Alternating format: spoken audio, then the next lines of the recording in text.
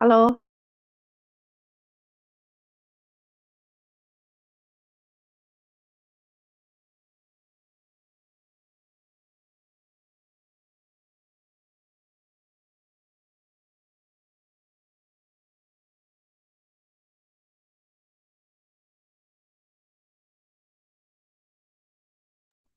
halo Kak, sudah benar di sini ya? Oke, ya, betul sekali. Mohon ditunggu ya.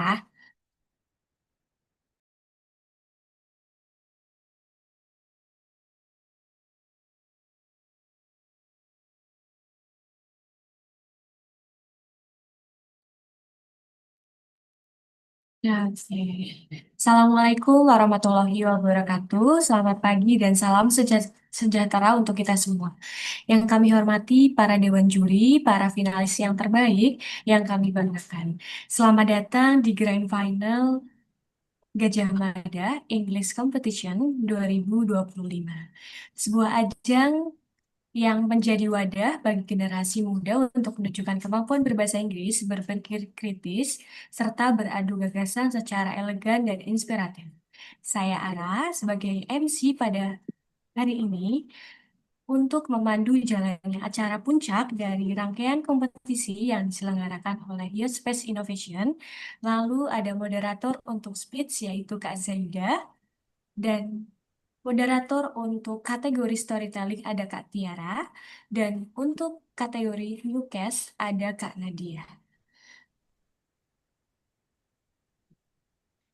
Grand Final Gajah Mada National English Competition merupakan tahap puncak dari rangkaian kompetisi yang diselenggarakan oleh Youth Space Innovation.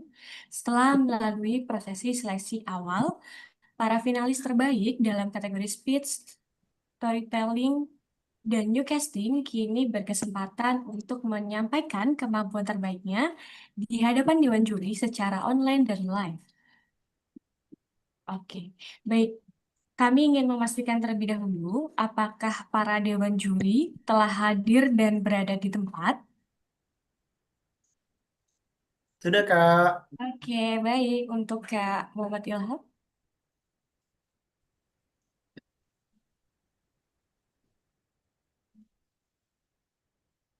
Baik, masuk ke dalam perkenalan juri.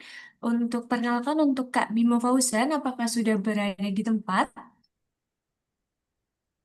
Oke, Kak Bimo Fauzan Bagaskara sebagai juri Newcast, mahasiswa hubungan internasional UGM, ini dikenal aktif dan berprestasi di dunia public speaking. Untuk Kak Bimo, kami persilakan kakak untuk menyapa para finalis.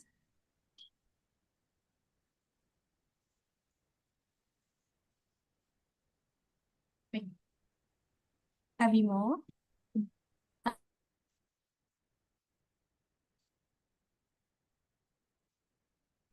Untuk selanjutnya itu ada Kak Muhammad Ilham sebagai juri storytelling. Pendongeng profesional sejak 2018 telah menampilkan di berbagai festival, museum, sekolah, hingga ajang internasional. Untuk Kak Muhammad Ilham, kami persilakan untuk menyapa para finalis. Halo semuanya. Oke, halo Kak Halo Kak Ilham. Bapak. Halo. Oke. Jangan Bapak, manggil Kak aja. Oke. Untuk selanjutnya, untuk Kak Muhammad Fahmi Idris sebagai juri speech, apakah sudah berada di tempat?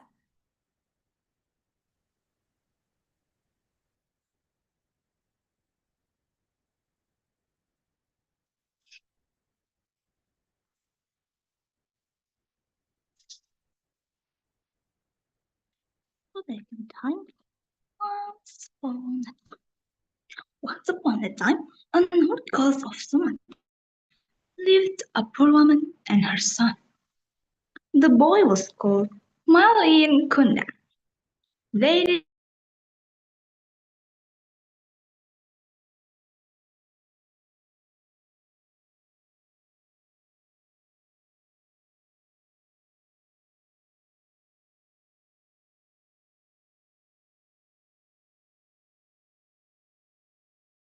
Baik, untuk selanjutnya itu mohon maaf terjadi kendala tadi sedikit.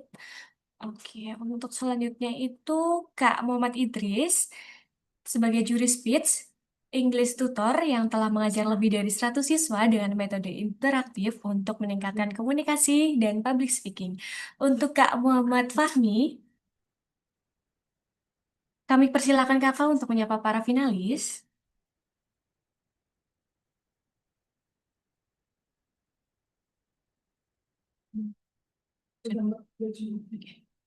Oke, baik. Sekarang kita masuk ke bagian penjelasan teknis grand final.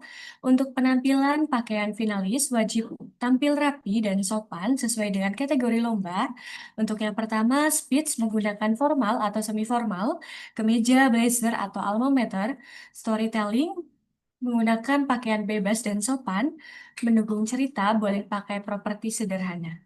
Untuk newscasting, berpakaian formal seperti news anchor, kemeja atau blazer. Aksesori dan properti diperbolehkan jika mendukung penampilan dan tidak mengganggu selama jalannya kompetisi. Untuk teknis penampilan grand final, untuk yang pertama, kompetisi dibagi menjadi dalam 3 ruang Zoom terpisah sesuai dengan kategori. Peserta wajib masuk ke ruang Zoom sesuai dengan kategorinya. Untuk yang kedua, gunakan format nama Zoom, kategori underscore nama. Lalu yang ketiga, hadir 15 menit sebelum acara dimulai untuk pengecekan teknis. Lalu yang keempat, finalis akan tampil sesuai dengan urutan yang sudah tersedia. Lalu yang kelima, setiap peserta diberi waktu selama 7 menit untuk penampilan dan 3 menit untuk pertanyaan atau feedback dari juri. Untuk yang keenam, penampilan dilakukan sambil berdiri agar ekspresi dan gestur terlihat dengan optimal. Lalu yang ketujuh, kamera wajib aktif dengan pencahayaan baik dan latar belakang netral atau profesional. Lalu yang kedelapan, mikrofon harus jelas dan dimatikan saat tidak tampil. Lalu yang kesembilan, pastikan koneksi internet stabil. Lalu ada ketentuan tambahan. Untuk yang pertama, keterlambatan 5 menit dari jadwal tampil didiskualifikasi kecuali ada kendala teknis yang disetujui panitia. Lalu yang kedua, pelanggaran seperti plagiarisme, ujaran kebencian, atau tindakan tidak etis akan dikenakan sanksi atau pengurangan nilai hingga diskualifikasi. Lalu yang ketiga, keputusan Dewan Juri bersifat final dan tidak dapat diganggu gugat. Baik, apakah sejauh ini sudah jelas untuk teman-teman para finalis? Jelas, Kak. Oke, tidak Jelas, ada yang Kak. ditanyakan? Jelas, Kak.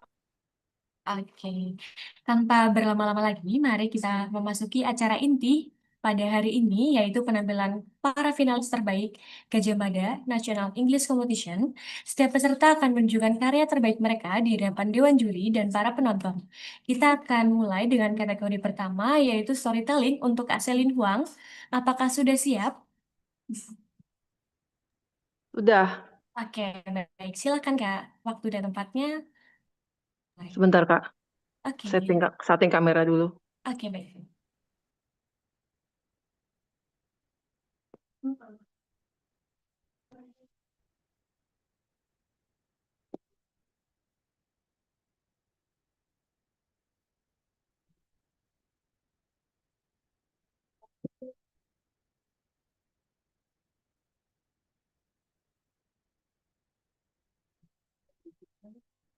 Udah bisa dimulai, Kakak?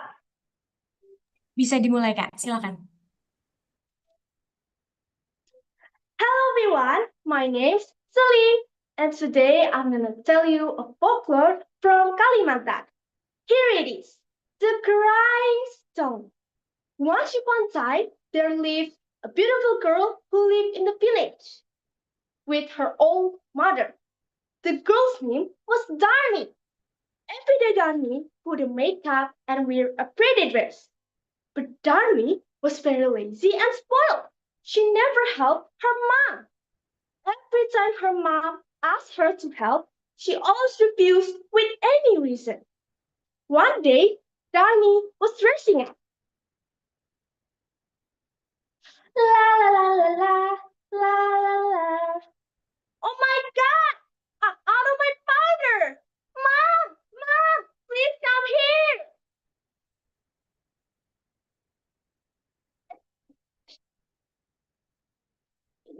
Where's my daughter? What's going on? Listen, Mom, I'm out of my powder. Please buy me the new one. Okay, dear, I will buy it at the market, but you have to come with me so I don't get the wrong one. What? Darmy thought for a while, and she said, okay, but you have to walk behind me. So, are you agree? But why, Darmy? Just walk behind me, Mom. Her mom agreed to Darmy's request with a heavy heart. Darmy walked in front, while her mom followed behind, holding an umbrella over Darmy.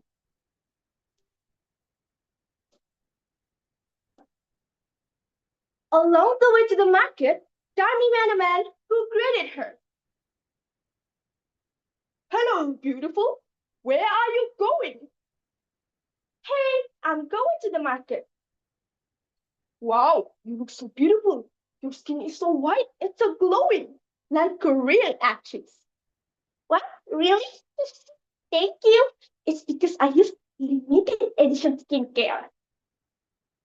By the way, who's behind you? Is she your mom? What? Of course not. She's not my mom. Look at her. She's just my maid. Darmy's answer left her mom shocked and speechless. Darmy's mom wrapped in silence. Then they kept walking.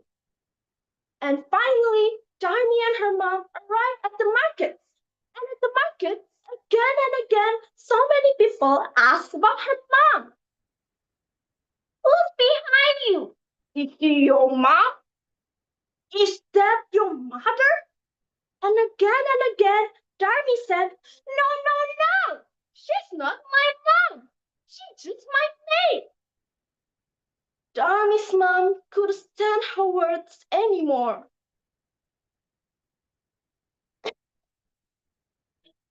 Darmy, my child, why do you do this to me? Why do you tell to everyone that I'm not your mother?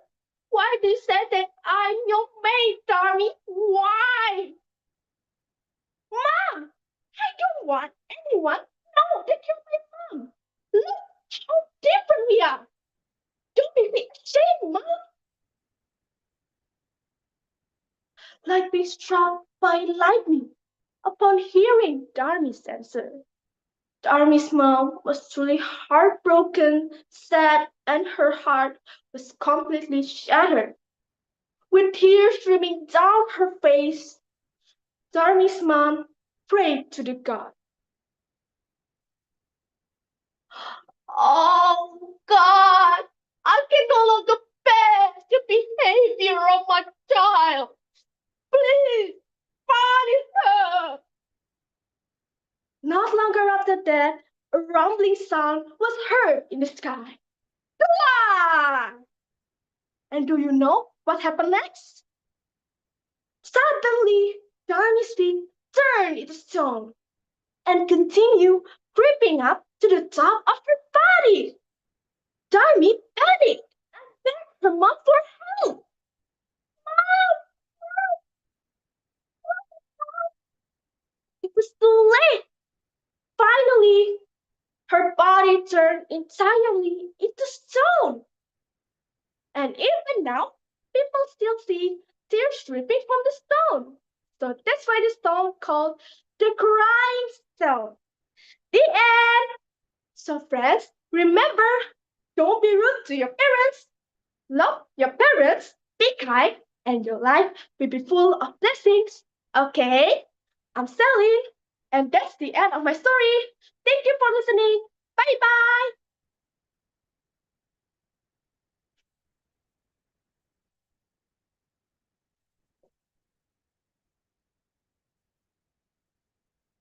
Baik, terima kasih untuk penampilan dari Kak Selin Huang. Selanjutnya bisa feedback dari Dewan Juri.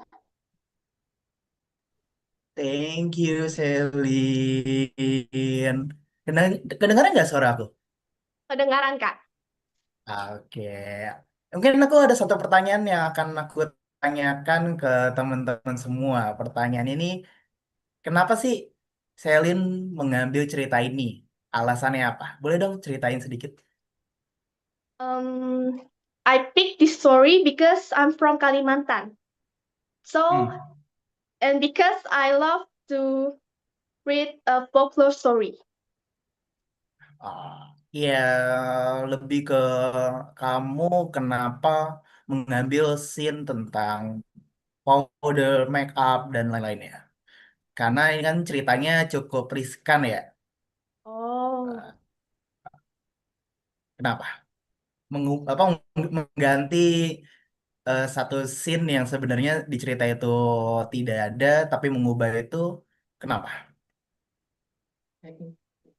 because I just improve. So Oke. it will like interesting to hear. Oke deh, mungkin aku mau sedikit ngasih saran ke Selin dan teman-teman yang lain bahwa storytelling ini sendiri adalah komunikasi dua arah gitu. Komunikasi dua arah yang dimana tidak hanya sebatas kita penampil aja performs, eh, audiensnya tanpa ada interaksi eye contact yang lebih gitu. Dan tadi waktunya itu Selin itu hanya 3 menitan, sedangkan dikasih waktu 7 menit. Jadi sebenarnya bisa jadi lebih maksimal gitu. Dan beberapa kali, balik lagi, storytelling adalah komunikasi dua arah. Sebenarnya tidak perlu banyak yang back, kamu menghadap sana. Bisa menjadi menarik jika interaksinya itu langsung ke arah audiensnya gitu. Di saat memang ada sedih segala macam, itu bisa digunakan. Dan ada beberapa momen Selin sendiri tergesa-gesa untuk buru-buru selesai gitu. Jadi no problem, thank you for performance. Terima kasih. Itu aja dari aku. Oke, Kak, makasih. Baik. Terima kasih banyak untuk Kak Selin. Semoga hasilnya memuaskan ya. Untuk selanjutnya itu peserta nomor urut 2 untuk Kak Kesya, Dayana Batrisya. Apakah Hello. sudah berada di tempat? Yes, I'm here. Is my voice audible enough? Oke, sudah siap? Sudah. Kedengeran belum kak suaranya? Kedengeran Kak? Aman. Okay. Silakan untuk Kak Kesya bisa dimulai. Alright. Assalamualaikum warahmatullahi wabarakatuh. Good morning, everyone.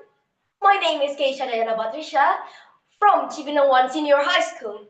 Today, I'm going to tell you a story that has a lesson for today's generation from Indonesian folklore.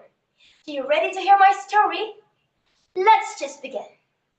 Situ Bagandit. Long ago, in a peaceful Sundanese village, lived a woman with all of her wealth. Her house was the biggest in that village. Behind her house, there were barns full of rice and trunks filled with jewelries. But even though she had lots of money, she lived alone. She don't have any friends or partner. One day, a man came to her holding a simple flower. Dear gorgeous lady, please take this flower from me.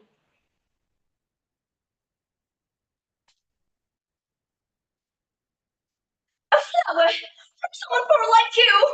Oh my God, what good is love without gold? Go away from me! She shouted. She rejected all men. Every day, she would look at her wealth.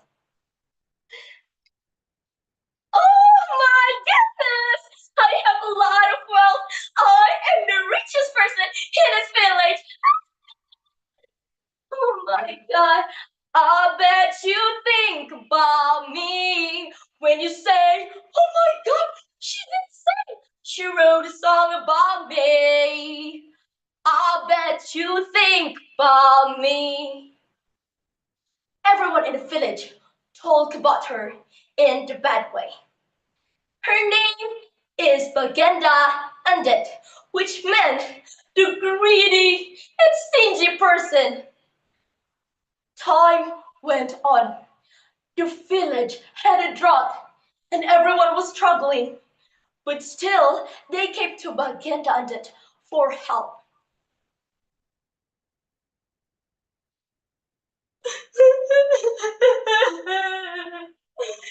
Mercy on me, you fucking Undead. My child has been in for a few days. She's going to his over eyes. I beg you.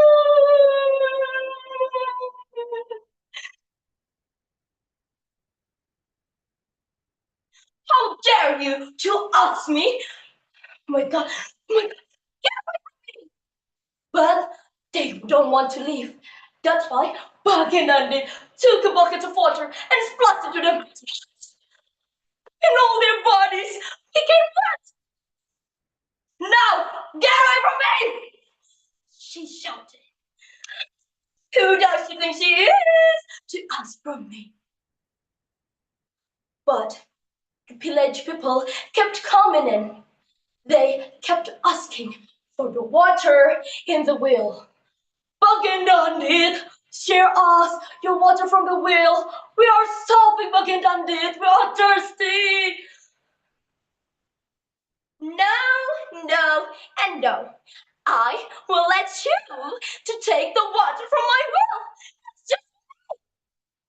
She said like that. Suddenly, a decrepit man was standing in front of her house. He was a walking tottery while holding his stick. And he tried to take the water from the wheel. Bagindandit saw it and hit him from behind.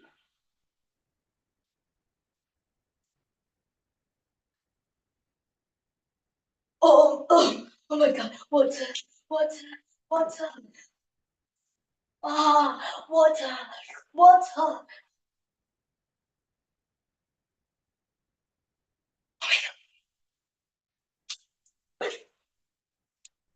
What? Oh, have mercy on me, Bagindandit. Oh, I haven't done a few days. Oh. But Bagindandit kept pushing him until he fell to the ground. Suddenly, he woke up again, his body strong. And then he held his stick. Bagindandit, you only love your wealth. Now, take the punishment! Suddenly, the sky became dark and fell, the water rose higher and higher. Bagindandit panicked.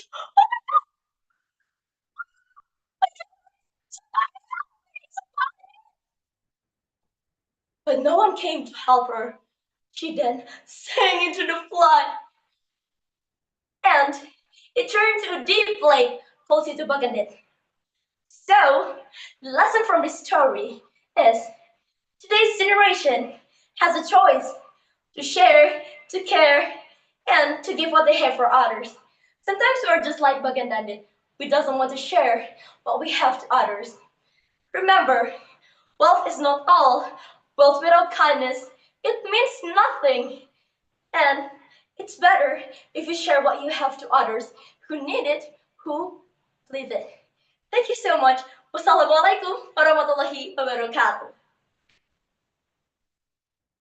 Alrighty. Thank you, Keisha.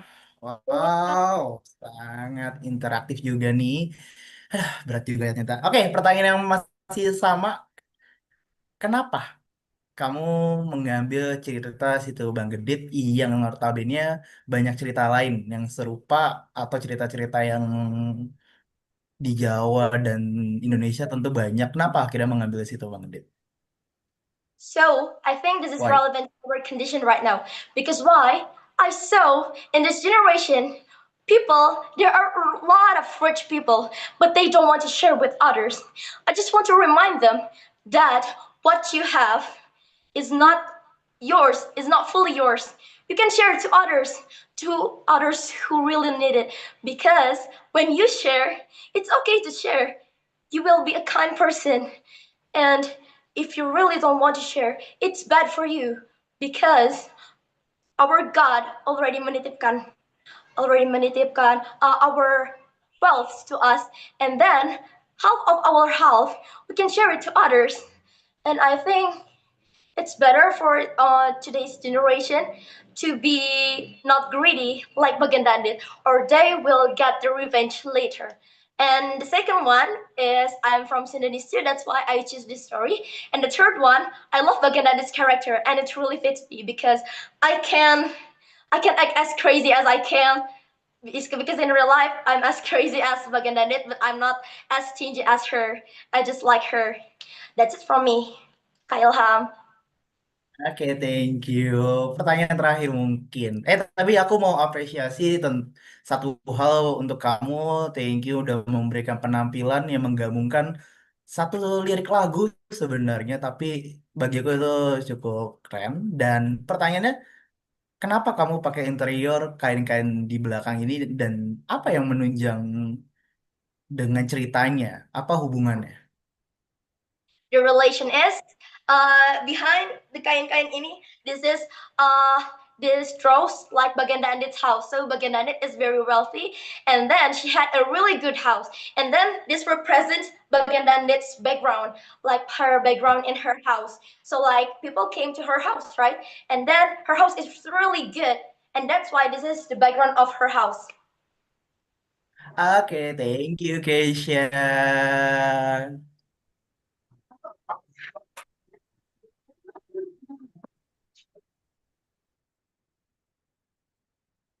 Aku kembalikan ke moderator. Silakan. Baik, terima kasih banyak untuk peserta Kak Kesha. Untuk selanjutnya itu Kak Zahira. Sepertinya tidak ada ya. Maka dari itu dilanjutkan oleh Kak Afrilia Diva Candini. Apakah berada di tempat? Kak Afrilia? Oke, sudah siap Kak? Wait, I wanna set up Oke. the microphone first. Wait.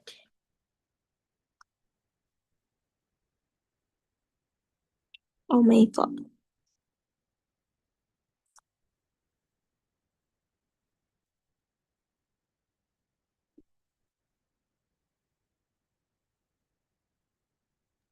Oke, baik. Untuk Kak Afrilia, silakan bisa dimulai. Test. Bisa dimulai. Can you hear my voice? Can you hear my voice? Jelas, Diva. Oh, okay. I'm so sorry because I use microphone. I'm really afraid that my voice cannot hear by everyone. Oke.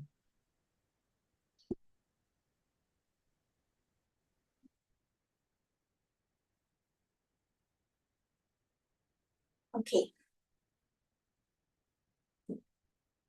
A long ago, in a village in South Sulawesi, life was good and peaceful.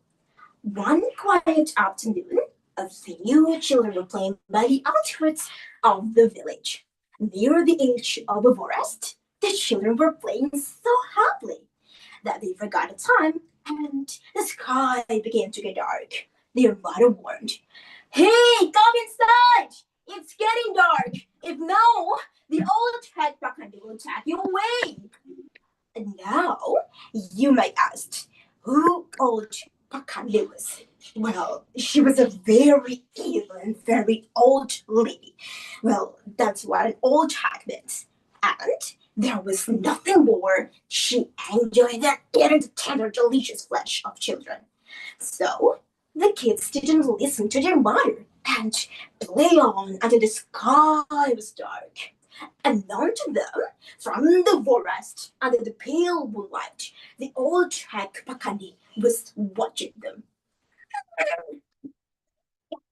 Means right, my dear. The old Pakande took the children and they never seen again. Oh, no, wait. Everyone, where's my child? No, no, no.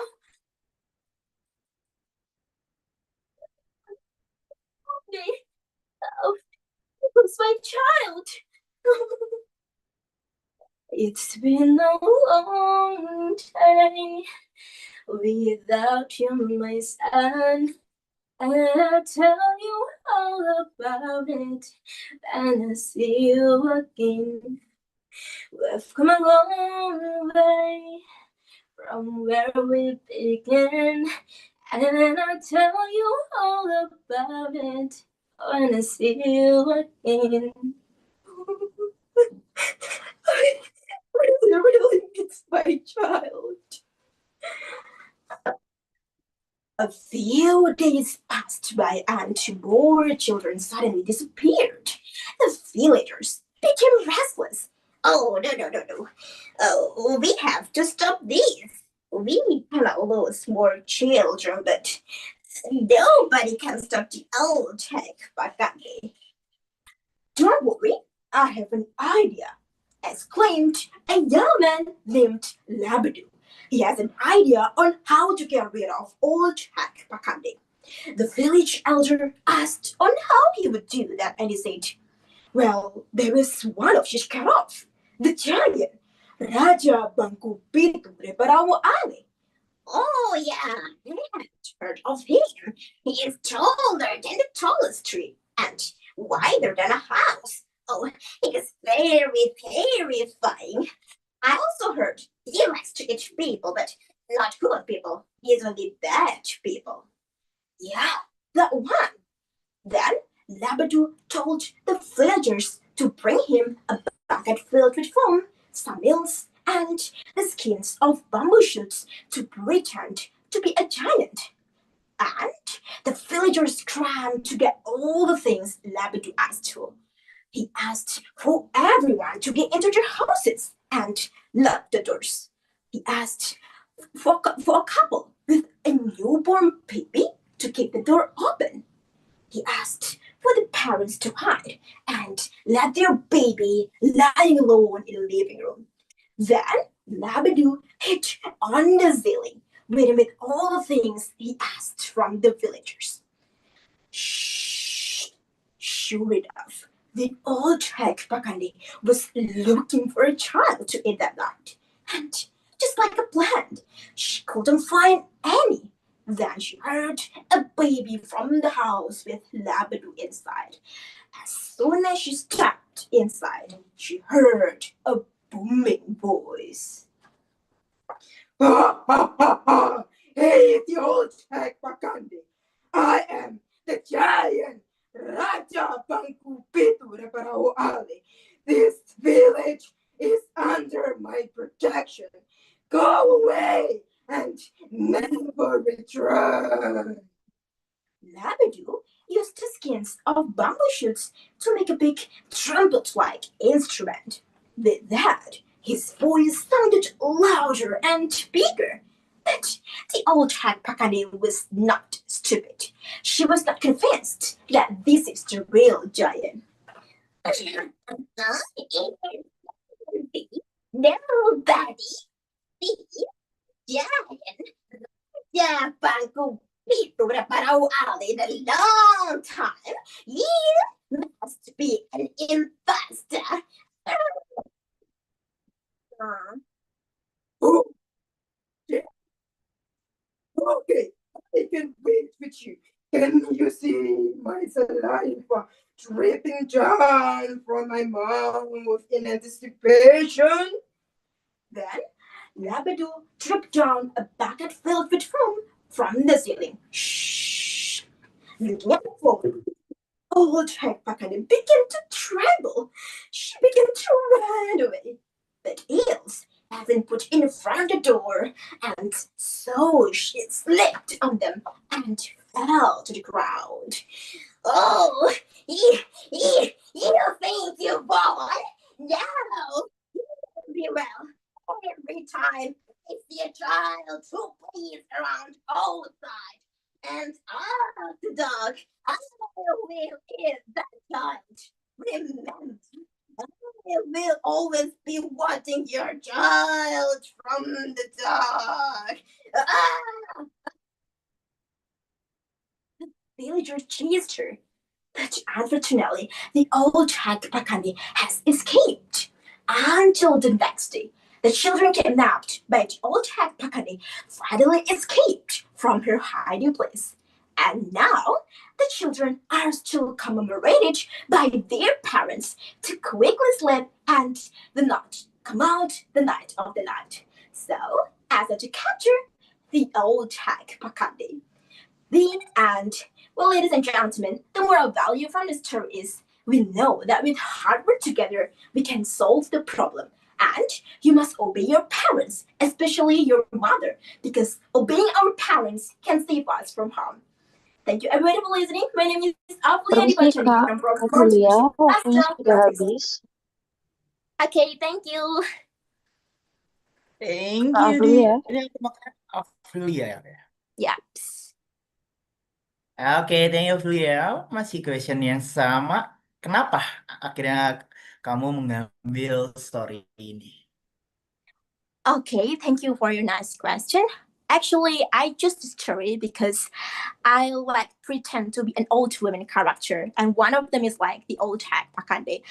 Actually, I had searched for a lot of story with old woman character, but yeah, I decided to choose this story because it was so familiar to me and was told by my mother when I was a child. And the second reason is we know that in 2025, some of Gen Alpha, not only Gen Alpha, but all people in Indonesia always treat their parents in the most disrespectful ways. They always didn't care about what their parents said. They didn't learn from these stories before, especially about the danger when they didn't care about what their parents said. So that's why I choose this story because I want to educate them that we have to respect our parents, especially our mother. And the last reason is we know that instead of using a common story like Malin Kundang or some other story like that, Rojonggrang, I know that this is one of a rare story, I think, and I just want to introduce to everyone. I just want to everyone know about this story because it's one of a rare story, and it will become one of our cultural heritage. That's all. Oke, thank you, Aprilia. Mungkin aku masih satu apresiasi, aku tidak merasa ditinggal karena beberapa kali selalu ada eye contact ke aku, jadi audiensnya nontonnya cukup menikmati. Tapi yang jadi catatan mungkin kameranya nih ya. Aku jadi nontonnya begini nih, karena miring. Oke, so thank you. Tapi ada satu hal menarik ke teman-teman yang next peserta, baik lagi storytelling itu adalah komunikasi dua arah, perlu adanya apa interaksi antara storyteller dan audiens, dan itu dengan banyak cara. Bahkan tadi ada satu momen yang sebenarnya kamu bisa kembangin mengajak ke audiensnya gitu. Di saat kamu melempar air dan dari ember itu sebenarnya ngasih jeda. So itu jadi interaksi antara dengan storyteller dan audiens. Itu aja dari aku. Good luck ya. Okay, thank you.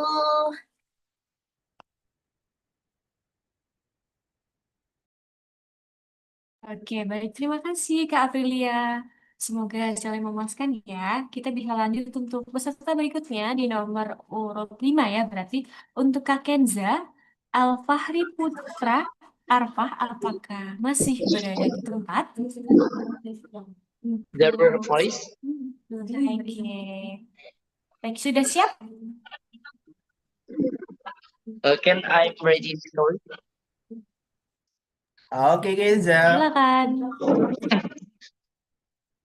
Assalamualaikum warahmatullahi wabarakatuh. Hello everyone. How are you today? In this opportunity, I would like to deliver my story about the legend of Undu Bird from Bangka Belitung.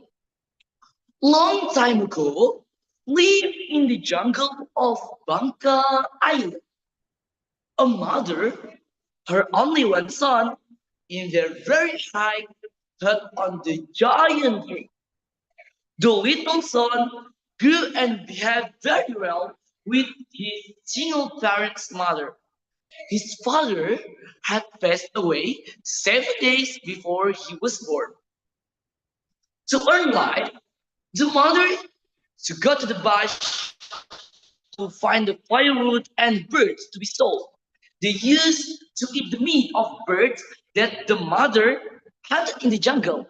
Besides, the mother plants gazabas, gelangal, turmeric, jambu bandar, even krak duduk around her house and buried them in the village that is far enough from her house. Everything went smoothly, and every day was a blessed day. The mother and the son lived very happily. When he was a child, the boy took flight around his hut, and he never left his hut. One day, after getting home from the village, the son was very angry, hungry, and tired, while the mother was preparing dishes for their lunch. Seeing that they only had bird's meat, cassava leaves, received for lunch, the son very became angry. He shouted at his mother who was preparing the dishes. Don't you have any other's meal from apart this bullshit? Are that the only ones you can serve me for 17 years? The old mother very shocked and he started to cry. Her cheeks were full of tears. Then she forced her son to hug him, but the son stepped back. The old mother brought the dish to the son, but surprisingly, he threw it down to the ground and shoot it at his mother. Please don't give me that bullshit of tiny meals of the bird. The mother was very upset and sad. She lifted her hands and prayed to God. God, please help me. My only one son has become someone else. He is like my son that I have raised. My heart is truly crushed into pieces. Did you know, God? My son turned the bird that I have searched and took to the ground. My heart was really good, like the bird's meat on the ground. Please help me. Please help me, God. Please turn my beloved son into a battle man. Suddenly, the sky became dark and thunder came. The black sky was full of lightning. The jungle was suddenly poured by heavy rains. He cried for help. He begged his mother for mercy, but that was too late. He kept saying, just in a few minutes, the sun turned into a bird and he kept Undu means mom in English and ma in Bacchanes. Okay, it is my story about the legend of Undu bird. In this story, we can learn from it that be thankful for what we have, especially what we can eat on the table. Okay, everyone. I think this is from me. Thanks you for your attention. My name is Kenza Alvari Putra Arfa. Thank you giving me a chance to tell my great story in front of you. Wassalamualaikum warahmatullahi wabarakatuh. Waalaikumsalam. Oke, Kenza, thank you. Pada Kak Ilham. Oke, aku langsung ya. Oke, udah deh. Yang English. Sudah Yes. siap? Yes, why? Oke, Kenza. Ini aku pas baca naskahnya, aku baru tahu nih cerita dari Bangka. Kenapa dari kita memilih cerita ini gitu, yuk? Because of very benefit in this story. Oh, apa? One of benefitnya? them, the legend of Undu Bird, teaches us to always be grateful for everything that we have, especially the food breakfast on the table. Being ungrateful and dispraising a mother's struggle, my being regret and God's word. A mother, a love impressible, yet her prayer and can also cause a great change in her child's life. Oke. Nah, ada satu hal yang aku apresiasi sama Kenza. Kenza itu sangat powerful, semangat juga dalam cerita. Nah, lebih baik nih, ketika ada grogi, kekhawatiran, kasih jeda sedikit aja, minimal 3 detik untuk memulai ke scene berikutnya. Nah, tadi kayaknya Kenza buru-buru banget nih dalam bercerita kayak mau buru-buru selesai gitu. No problem, tapi luar biasa untuk teman-teman yang lain, please untuk atur nafasnya, bermain intonasi. No, nggak perlu mengubah suara-suara, tapi permainan intonasi, artikulasi, speech dalam berbicara, dalam membedakan karakter-karakter itu jauh lebih baik dibandingkan memaksa untuk mengubah nanti suaranya jadi hilang gitu. Mungkin catatannya itu aja dari aku. Thank you, Kenza. Oke. Oke, baik. Terima kasih banyak, Kak Kenza. Semoga hasilnya memuaskan ya. Terima kasih. Oke, terima kasih kembali. Oke, untuk selanjutnya itu setelah Kak Kenza adalah Kak Niputu, Lady Adenia. Apakah masih berada di tempat? Oke, sudah siap Kak Putu? Sudah siap, Kak. Oke, baik, silakan. But wait, is my voice clear? Clear. Okay. Rasa sayangi, rasa sayang sayangi. Well, I'm sure everyone has been familiar with the song, right? Yeah, it is a traditional popular song from Maluku about love. Love cannot be defined, but it can be felt. When you love someone, you won't care about them. You are happy when you are with them. You are sad when you are far from them. You are willing to make sacrifices. The end of love is certain, together or apart. Okay, now I'm Lady Adenia from Senior High School number 2 Menui, would like to tell you a story entitled The Legend of the Laga Biru. So please listen to me carefully. Long ago in Lisawa, Galila village, lived a handsome young man named Mago Hiduru. His village was so poor and lack of water. The difficulties in life make him unable to propose to his girlfriend. When will you propose to me? Majajaru asked to his boyfriend. I will definitely propose to you. From the first time we have met, I think I love you. I can't think of anyone else now. It's all about you. Actually, I adore you. I guess I love you. So we can be together. But wait for me here. Be patient, darling. I will keep my promise to marry you soon. Promised Mago Hiduru. To make a better life for his future, Mago Hiduru thought about working overseas. He told his parents about his plan. Mom, Dad, I want to give my wife a better life later. I also want to take father and mother away from this poor village. So I must work outside of this village. Okay, I agree. Tell Mojo Jaru about your plan. suggested his father wisely. Soon, Nagahidoro went to meet Major Jaru. He told his plan to Major Jaru.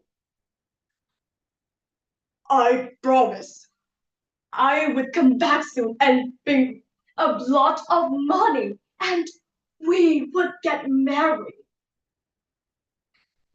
But I'm afraid something bad will happen to you. Please believe me. I will be okay. I only need one thing. Please wait for my coming back home. Nagohitaro was successful in convincing Major Jaru. Some days later, a big ship waited in the harbor. Nagohitaro, I will wait for you until I die! Shouted Major Jaru. Must be back soon for you! Replied Nagohitaro before getting on the ship. Well, ladies and gentlemen, what a lovely separation, wasn't it? But their story was not as romantic as their separation. So now, please let me continue my story. A year abroad, there was no news about Mago. Every day, Mojojaru went to the harbor to wait for her boyfriend. One day, a big ship was coming. Bring! Mojojaru was so happy. She waited until all the passengers left the ship, but Magohitaro was not there. She forced herself to approach one of the ship crews. Excuse me, do you know Magohitaro? Pardon? Can you repeat? Hiro, he is my boyfriend. He left this harbor last year with this ship. Oh, I remember. I'm so sorry to tell you, but his fate was very unfortunate. He died last month due to an accident at work. No, it is impossible. Mother Hero is alive. She is promised to go back home. Sadly, Mojojaru returned to her village. Along the way, sadly, she remembered about all of her memories with her boyfriend. Mojojaru!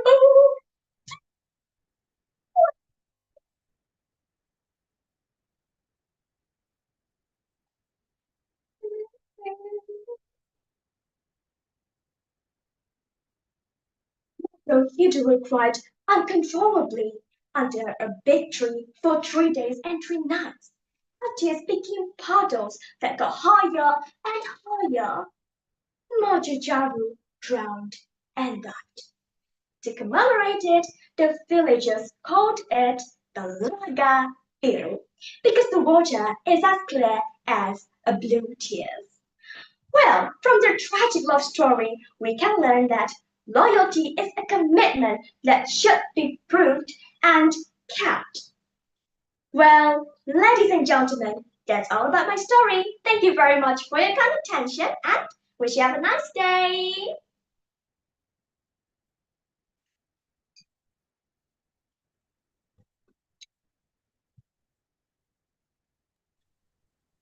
Thank you. Aku manggilnya tuh, ya?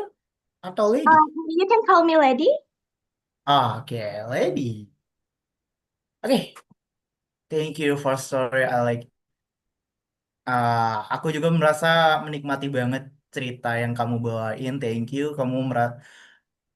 Satu hal penting untuk teman-teman adalah bercerita itu bukan hanya menyampaikan pesan, tapi rasa.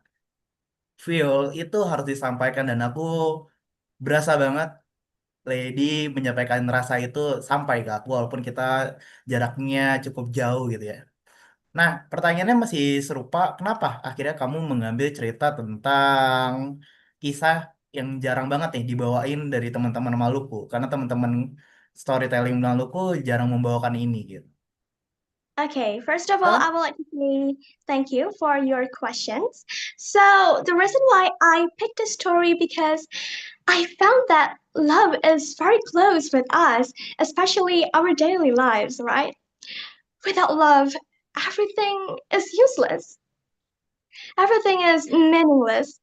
And to keep love, we need a commitment, a loyalty. Love is like a broom, actually.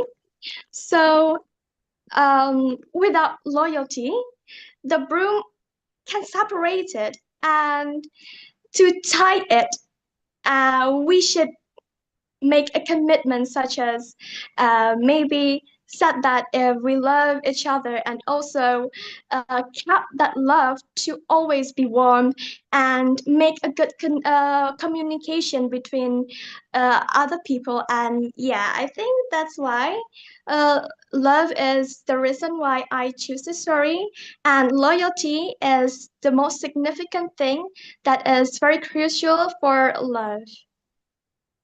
oke, thank you Lady. Mungkin teman-teman ingat aku mau mengingatkan 7 menit itu waktu yang panjang. Jadi please tolong nikmati kalian untuk bercerita karena tidak hanya pesan tapi rasa dari audiens ini akan menentukan juga bahwa balik lagi storytelling itu berbicara cerita.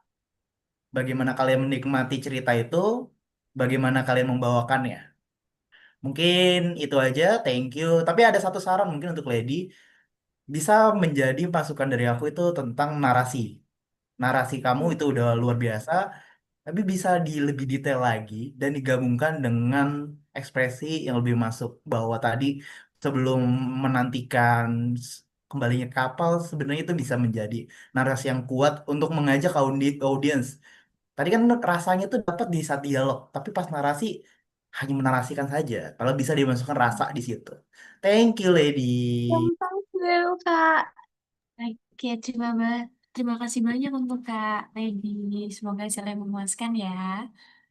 Oke, untuk selanjutnya itu setelah Kak Lady ada Kak Rizky ya, Dwi Octavia Ningrum. Apakah masih berada di tempat? Siap, Kak, sudah ada di tempat. Oke, sudah siap? Insya Allah sudah siap. Oke, Oke, izin memulai ceritanya. Assalamualaikum warahmatullahi wabarakatuh. Good morning to the honorable judges and my beloved friends. Okay, firstly, let me introduce myself.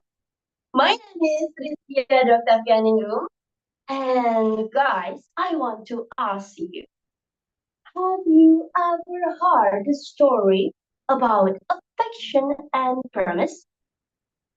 Okay, therefore, I will tell you guys so everyone knows about the story. And the title is Timon Amans. Long, long time ago, in a small village, lived an old woman who named Borando. Living on, her husband passed away. He wants to have a child very much. So, one day, she met Buto Ijo to ask a child. Buto Ijo gave her a cucumber seed. He said if the cucumber seed was planted, it will grow to be a big golden cucumber, and the inside of there was a baby. Buto Ijo said that.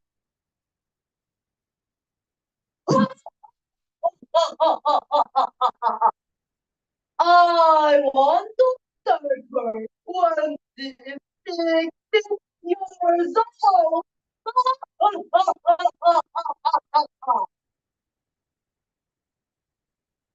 But Rando seemed confused.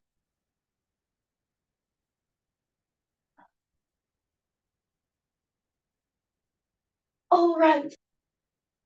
Thank you so much, Butorijo. But finally, she agreed. to plant the seed in the yard in front of her house. In the next day, she found a big cucumber and when she opened the cucumber, there was a little baby.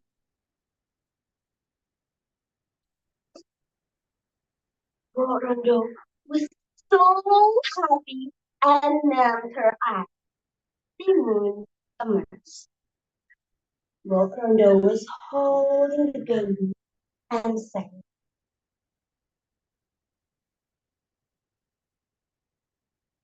"Oh, so you love me. We are the big family with the great big home and nothing from me. Once you say you love me too."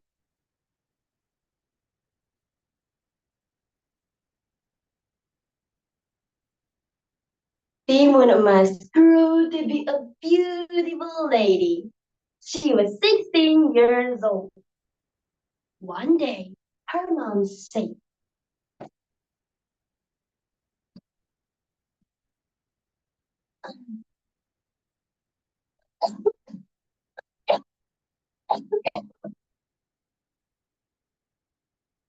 "Timun Emas, you must go put bring this magic back. Go quickly." Timun Emas was very confused.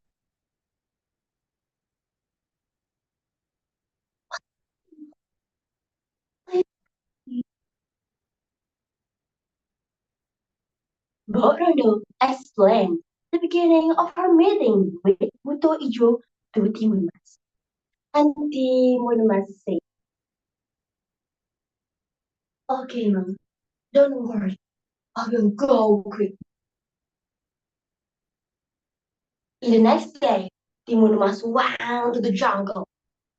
In the jungle, Buto Ijo searched her, but she didn't forget to bring the shrimp pass to Buto Ijo. Buto Ijo searched her everywhere.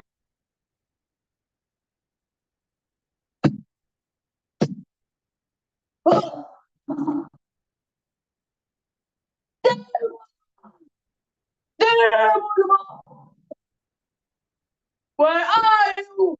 Where are you? Where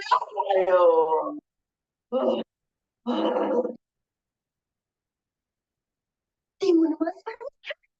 So when Buto Ijo found her, she threw her string back, and suddenly Buto Ijo sang in mother. Finally, Buto Ijo died there.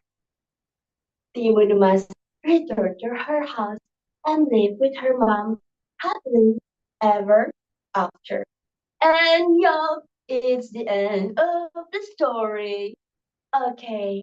Wow, the story is touching, isn't it? Yep. Mom's affection will follow you wherever you are. And from this story, we can get some moral lessons. Please listen it carefully. First, we should not do something outside our home. Second, we should keep our promise. And the last one is the kindness will defeat the crime. Okay, guys, that's all from me. But I have one sentence to close this story. Would you help me to say nice when I say my sentence? Okay, there is a competition. The competition is in Kampung Sejahtera. Thanks for your attention. Wassalamualaikum warahmatullahi wabarakatuh. Gitu. Thank you Rizky ya. Thank you so much, Kak. Wah, aku makin sulit untuk peserta ke sini. So, I aku suka banget di bagian kamu mengirimkan rasa sedih di saat bayi Timun Mas itu berasa sekali. Dan ini yang berapa kali aku pesankan bahwa teman-teman ingat cerita itu adalah rasa, jadi penting gitu. Nah, ini masuk ke pertanyaannya. Kenapa nih Ya, kamu memilih cerita yang sebenarnya udah umum banget tentang Timun Mas? oke. Bahwa pas aku baca naskahnya pun ini Mhm. cukup singkat, tapi kamu berhasil membawa cerita ini sangat menikmati. Ya. Okay, thanks for your question, Kak. And I want to answer it. So the reason why I choose this story is because it's familiar to me, and I want to promote it into many people, into many people again. And the reason why I choose this story is because this story is means a lot for me because this story is the first story that I tell in my first storytelling before. And from this story, I get some more value that's many more values because in this story, I learn how to mother's affection is follow you wherever you are, and it means a lot for me because I love my mom so much. And the story, I think the story is very perfect uh to describe it. And from the story, I learned many things. Mm, one of that is we should keep our promise that many people unfulfill the promise because something. And from the story, we can learn that we should keep it. And when we unfulfill the promise, uh, we should have the punishment that in the final. So from the story, I learned many things, and I love the story so much because it means a lot for me. That's all from me. Thank you so much. Thank you Rizky ya. Bahwa Yeah. alasannya dalam sekali. Aku Mm. suka untuk cerita kamu dan pembawaan kamu sendiri dan thank you banget. Remember untuk peserta yang lain, oh, ada audiens yang nonton, ada saya sendiri juri, ada teman-teman panitia juga yang nonton. Please ingat ada kami gitu. Oke, thank you. Thank you so much. Terima kasih banyak, Kak Rizkia. Semoga hasilnya memuaskan ya. Oke, baik untuk peserta selanjutnya, setelah Kak Rizkia itu ada Kak Arini. Arini Munziah, apakah masih berada di tempat? Halo, Kak Arini.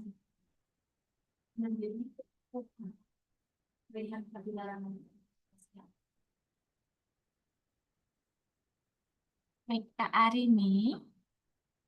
Oke, sepertinya belum ada ya di tempat. Oke, mungkin bisa dilanjutkan oleh peserta berikutnya untuk Kak Kalila Mauli Shira, apakah sudah berada di tempat? Sudah berada di tempat, Kak. Oke, sudah siap? Siap. Oke, baik. Silakan, Kak.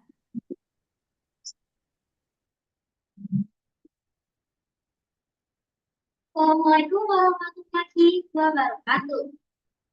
The Honorable, the judges, Mr. Ilham. Hi everyone, good morning or afternoon.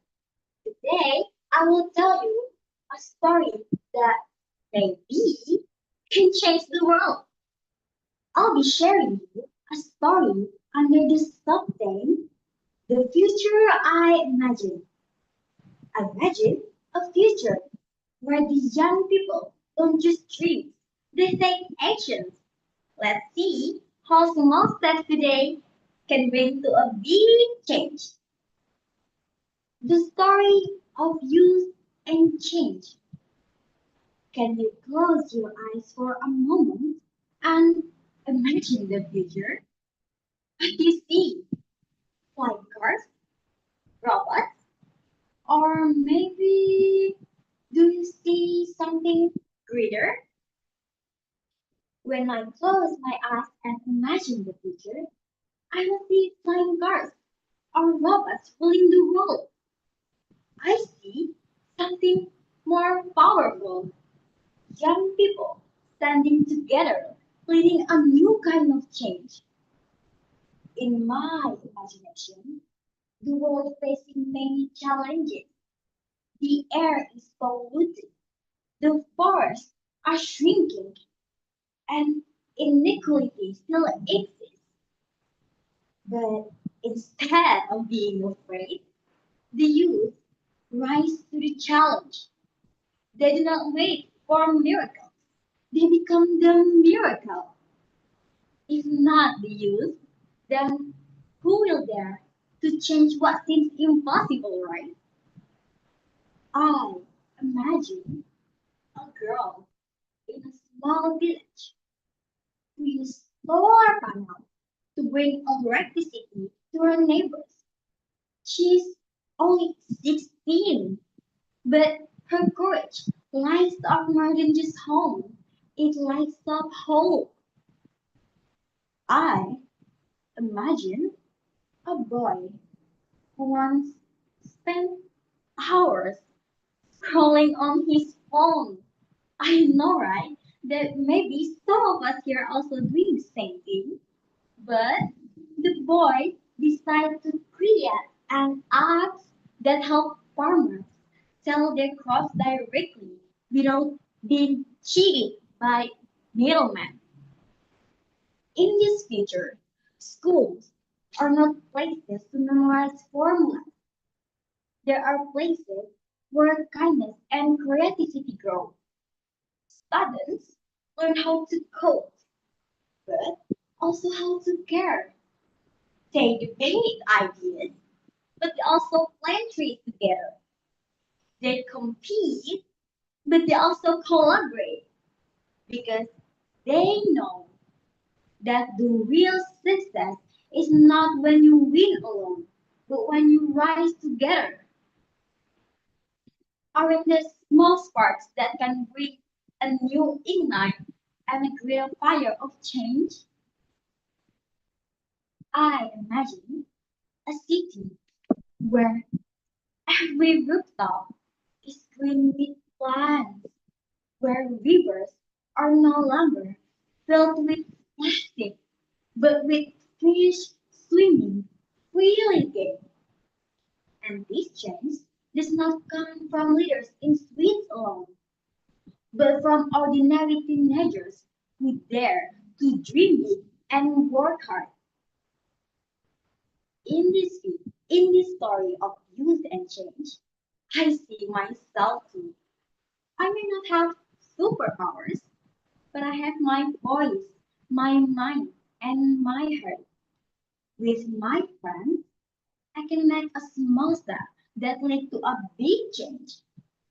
Maybe I start by reducing waste, by speaking up for justice, or by simply choosing kindness when others choose hate. And let me ask you again, do you believe that young people, young generations, can change the world? Do you believe that? For me, I believe that young people, young generations like us, can make the world, can change the world to be a better place. The story I imagine is may not be perfect. There still will be struggles, failures, and tears. But that's what makes the story worth telling. Because resilience is what defines us as young generations. We may fall, we rise, and we keep moving forward. And so, what is the future I imagine?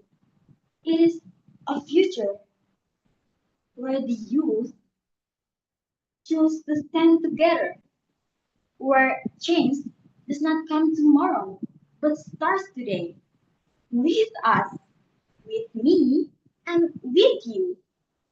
And I believe if we choose to stand together, this story will not only be my imagination, it will become our reality. And the real question is, are we ready to be the generation that turns imagination into action? I'm Kalila Maulishira from Senior High School Banjarmasin, South Kalimantan. Thank you for your attention. Wassalamualaikum warahmatullahi wabarakatuh. Waalaikumsalam Waalaikumsalam. warahmatullahi wabarakatuh. Thank you, Kaila ya. Manggilnya Kaila atau Mauli? Bisa dipanggil Shira. Oh, Shira. Oke, thank you Shira untuk argumen ceritanya sebenarnya. Tapi kalau misalkan tadi aku nanyanya tentang kenapa membawa cerita ini, tadi kamu sudah membawakan argumennya dan dijelaskan dalam story dan aku udah baca juga. Mungkin pertanyaan aku, kenapa kamu berani untuk mengambil tema ini? Kan ada beberapa tema ya yang diusulkan. Okay. Kenapa kamu ngambil? Okay, I choose this substance because it reflects my belief that the greatest power of the future lies not in technology alone, but in the courage, creativity, and unity of young people. I want to share a vision where we are not only dreamers but doers. Uh, I also choose this story because it represents my own hope that even small actions by young people can light up the world. Through this story, I want to remind myself and the others that we don't have to wait for change. We can be the change itself. Yeah, that's the reason. Oke, thank you Shira. Aku dapat informasi yang aku baca di teks naskah kamu dan kamu sampaikan itu benar-benar powerful. Tapi yang jadi pertanyaan mungkin kita akan mengulas tentang storytelling itu sendiri. Bahwa apa yang kamu sampaikan itu adalah bentuknya adalah ide-ide yang kamu sampaikan saja gitu. Sedangkan storytelling itu perlu adanya alur cerita dan akan jadi menarik jika sebenarnya kamu bisa membawa itu dikemas dengan satu cerita, dengan satu imajinya sendiri, itu akan jadi menarik. Rasanya akan dapet dan kalau dibagi menjadi tiga babak dalam satu cerita, ada pengantar, ada klimaks dan anti klimaks. Dan aku hanya merasa pengantar saja dan di anti klimaksnya saja di saat kamu mempertanyakan imaji itu sendiri dengan keraguan kamu di masa depan. Nah, ini yang jadi lebih menarik jika ide kamu ini dikemas dalam satu story sendiri gitu. Mungkin saran dari aku itu aja. Thank you, Okay, Shira. thank you, Mister. Okay. Baik, terima kasih banyak Kak Shira. Semoga hasilnya memuaskan ya. Yang untuk peserta selanjutnya setelah Kak Shira adalah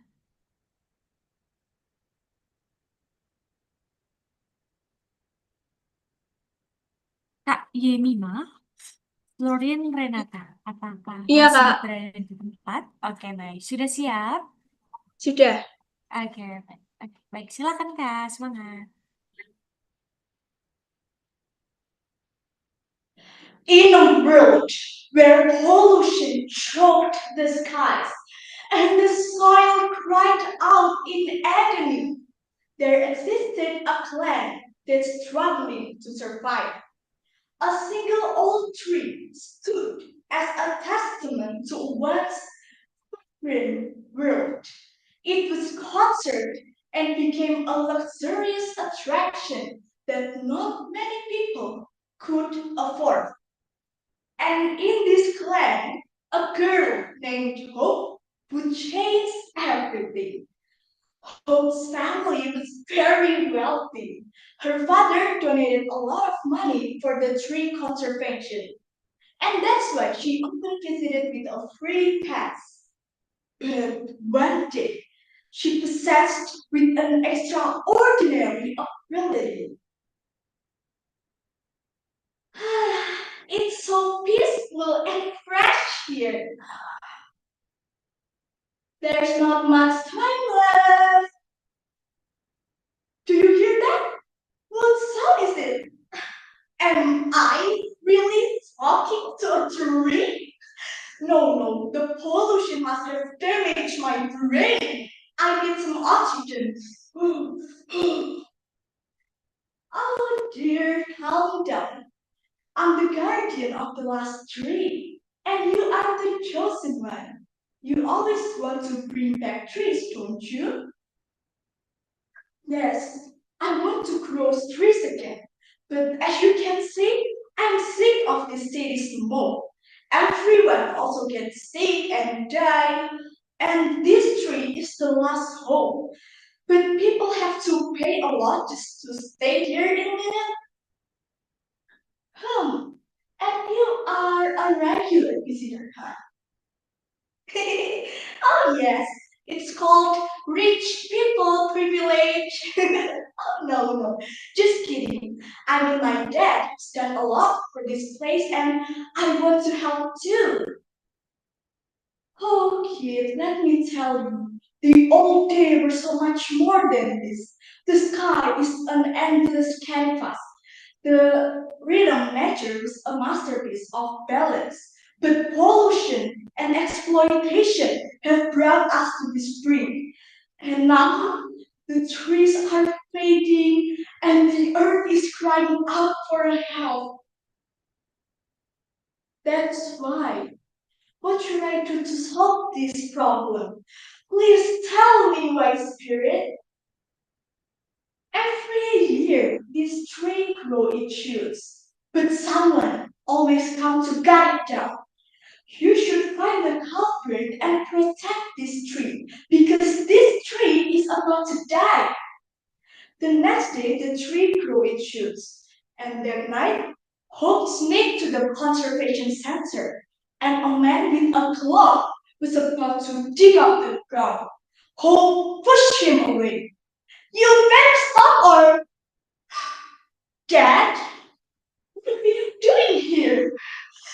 Don't tell me you're behind all of this. Oh, this is insane, Dad. After all this time, my father is a villain in disguise. It was revealed that Hope's father wipes out all the trees and left one on purpose. He built the conservation merely to earn money. It's all for his business. Let the world know about this, Dad. Hope, listen to me. If I do this, you wouldn't get all the privilege. I don't want you to live in poverty. Poverty, you said? Dad, you robbed all my rights to live in peace. Fresh air, green forests, countless animals.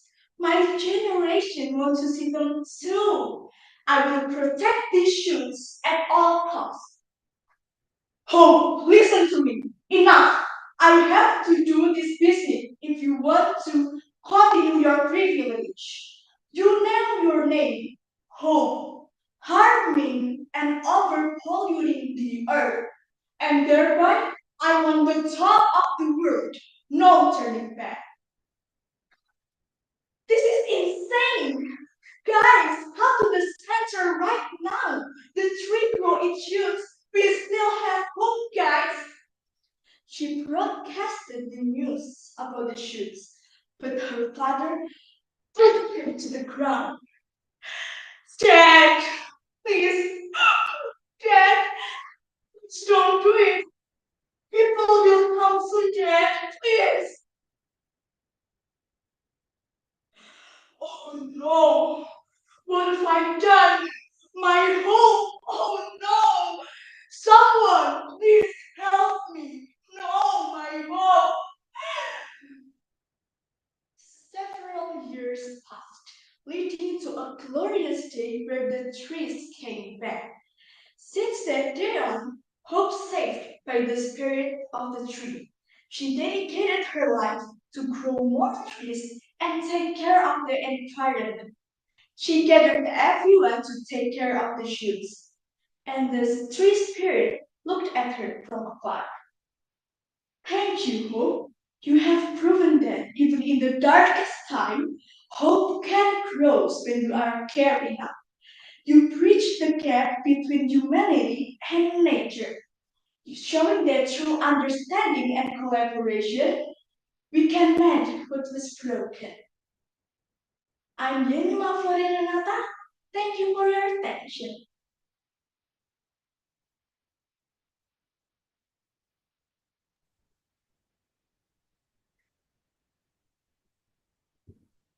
Oke, thank you, Florin. Oke, boleh Thank you, duduk dulu. Kak. Oke, mungkin aku thank you banget. Ini sebuah cerita yang tadi barusan aku bicarakan ternyata langsung terjawab sama Florin bahwa ini adalah sebuah ide story yang menarik. Nah, aku apresiasi untuk hal itu dan kamu membawakan isu tentang lingkungan, tentang menjaga pohon itu sendiri menggunakan cerita. Itu keren banget. Dan pertanyaannya mungkin aku lebih kepada boleh dong tolong ceritain proses kreativitas kamu dalam proses menulis cerita ini. Seperti apa?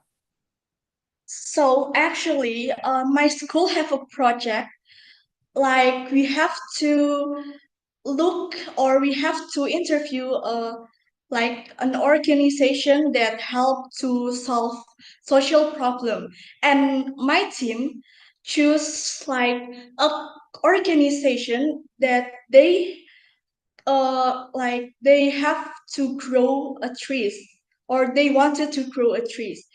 And from that interview, I realized that everyone should start taking care of their environment, not just in this busy life.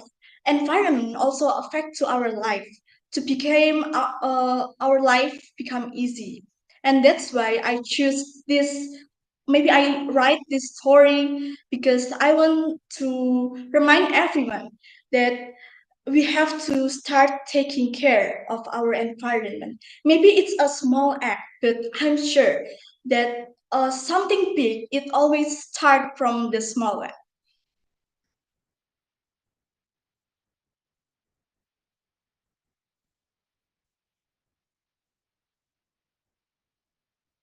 Kak, you're still mute. Sorry. Oke, thank you Florin bahwa cerita yang kamu sampaikan itu keren banget dan aku suka ide dan alasan kamu membawakan cerita ini akan lebih baik lagi kalau kamu bermain dengan ekspresi, intonasi, nada itu menjadi satu hal yang menarik. Bahkan tadi satu scene saat marah, saat sedih, kehilangan dan segala macam, aku nggak berasa nih rasanya nggak dapet interaksinya dan satu hal lagi audiensnya kurang diperhatikan.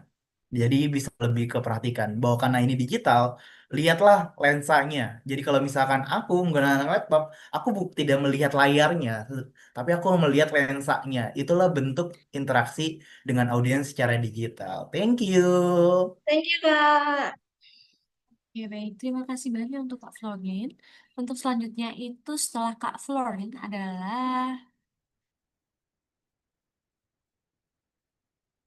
Kak Nabiha Anindya Sarwidi. Apakah masih berada di tempat?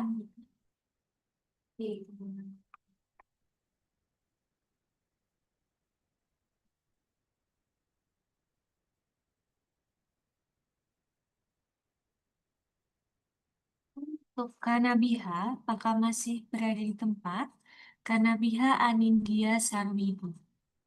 Kami cek terlebih dahulu ya. Oke, sepertinya tidak ada di tempat. Bisa dilanjutkan oleh peserta berikutnya, Kak Andrea Aurora Prameswari Pranoto. Iya, halo Apakah Kak. sudah siap? Sudah siap Kak. Sebentar ya, mau Oke. agak dirapin dulu sedikit ini.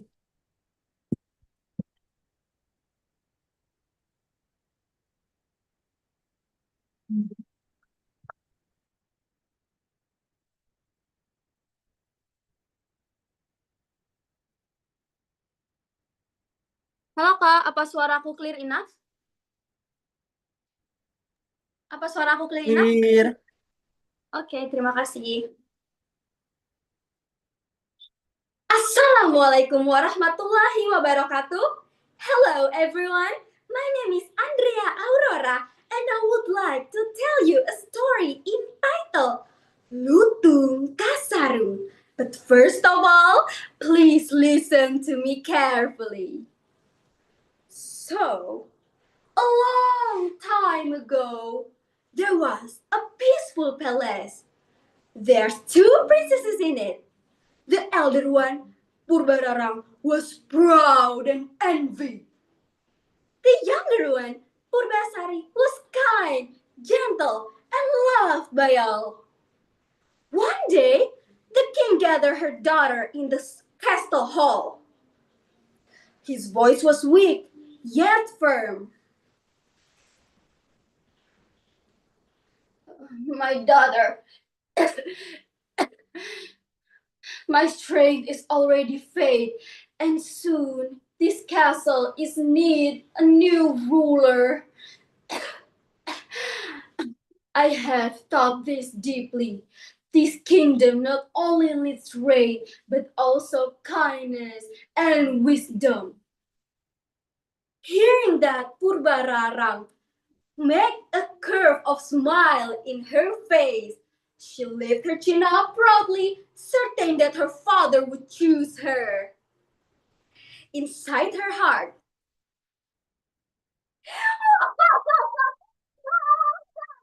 later the crown will be mine, oh mine.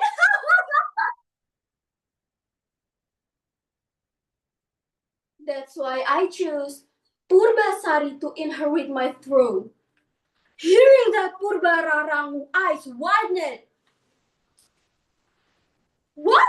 Father? His children cannot deserve the crown. Purbasari? Purbasari didn't deserve the crown at all. But the king's decision was final. Okay, and the anger is covered the heart of Purbararang. With a smile in her face, she handed her sister a cup.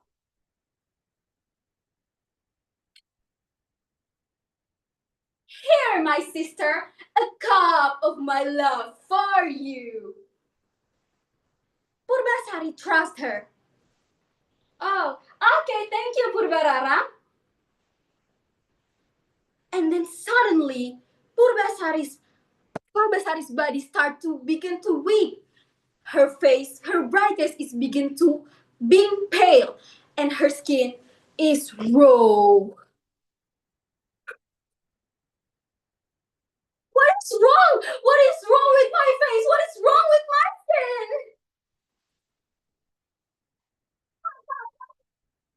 Let's see if father still wants you as a queen.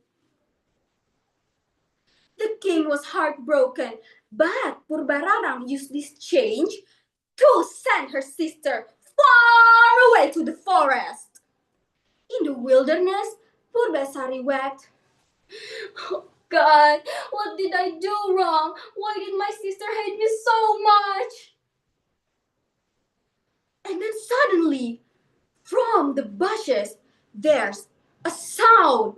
And then suddenly, a monkey came out of that. From the shadow, its eyes were glowing and walked slowly toward her. Purple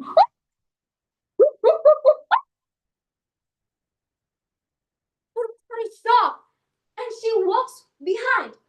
A monkey, will you hurt me? The creature stopped. He bows gently and says,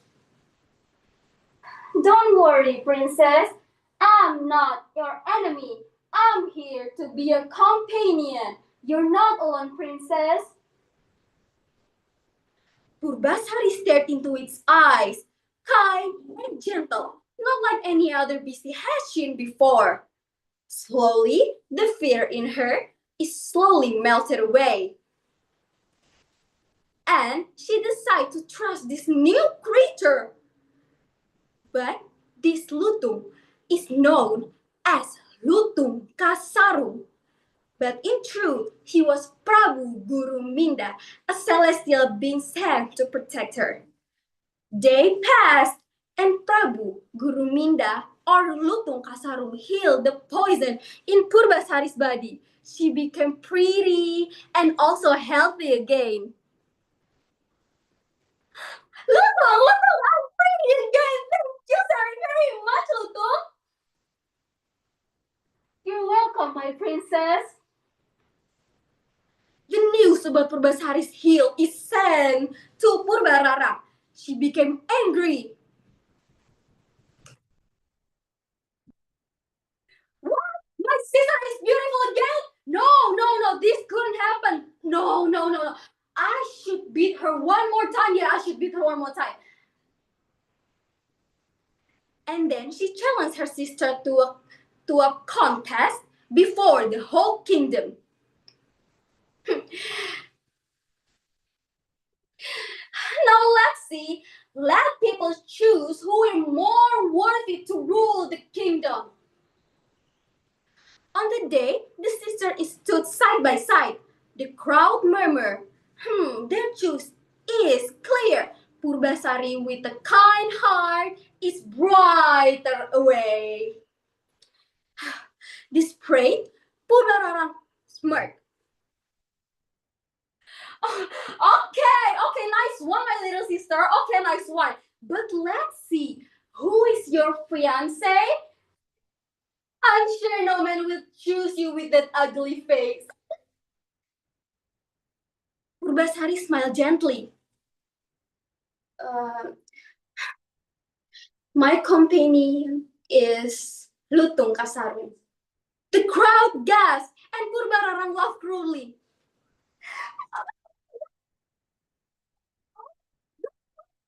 Monkey? Like, oh my, are you serious? Oh my god, this is so embarrassing.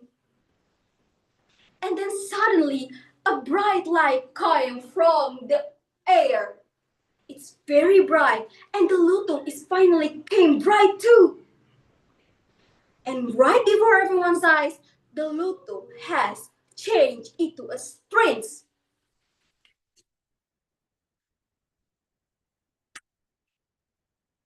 I'm Prabu Guru Minda, he declared, and I'm here for being sent to protect Purbasari, the real queen.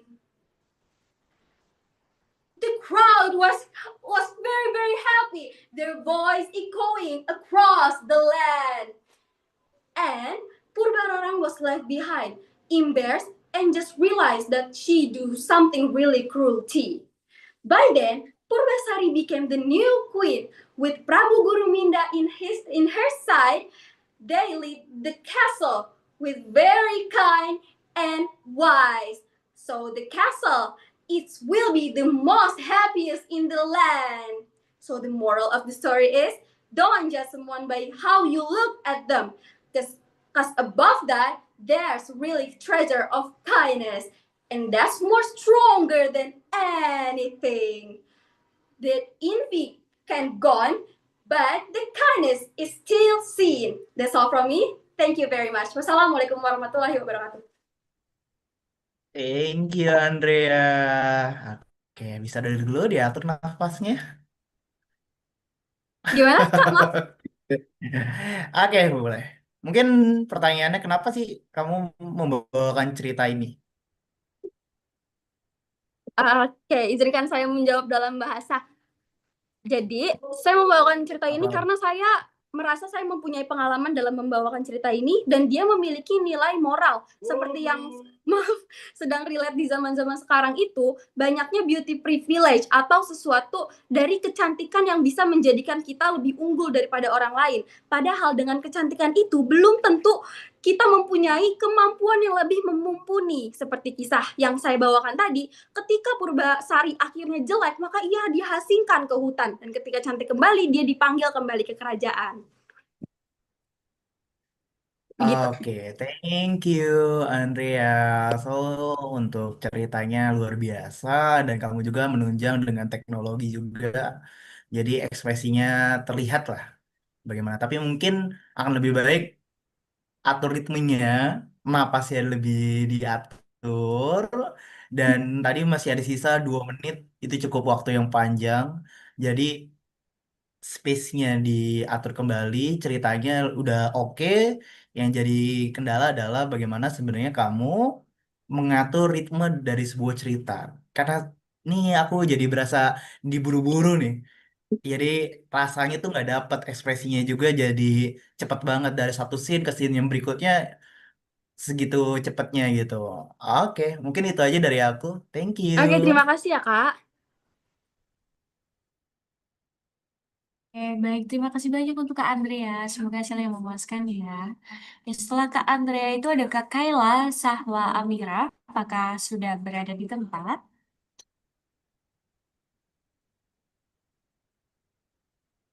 Untuk Kak Kayla, apakah masih berada di tempat atau belum ada berada di tempat?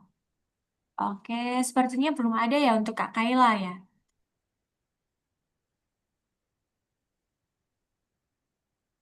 Oke, baik. Karena Kak Kayla belum ada di tempat, bisa dilanjut oleh Kak Rinjani Kanza Safira. Apakah berada di tempat? Kak Rinjani.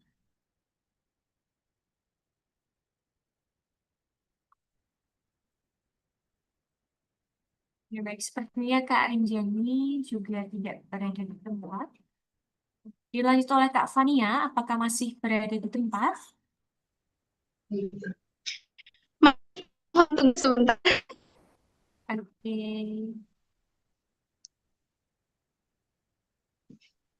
Udah? Ya, baik. Sudah siap Kak Fania?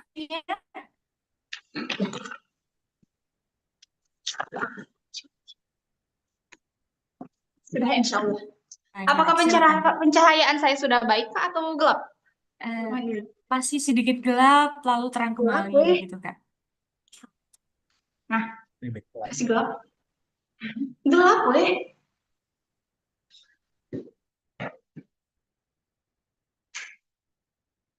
Sudah cerah, Kak? Apa gelap? Masih gelap? Mohon maaf. Boleh lanjut aja Kak?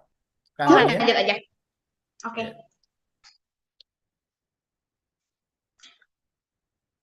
A wise person once said, inside every person, there is a storyteller waiting to be released.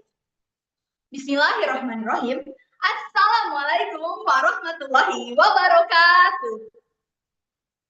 Good morning, ladies and gentlemen. Allow me to introduce myself. My name is Fania Zakira, and I came from Madrasah Aliyah Negeri 2, Kota Tasikmalaya. And today, I would like to tell you a famous story from North Sumatra. And the title is Malin Kundang. I'm pretty sure all of you has heard about this story before. Now, let's go back in time called Once Upon a Time. Once upon a time, in the north coast of Sumatra, lived a poor woman and her son. The boy was called Malin Kundang. They didn't earn much as fishing was their only source of income.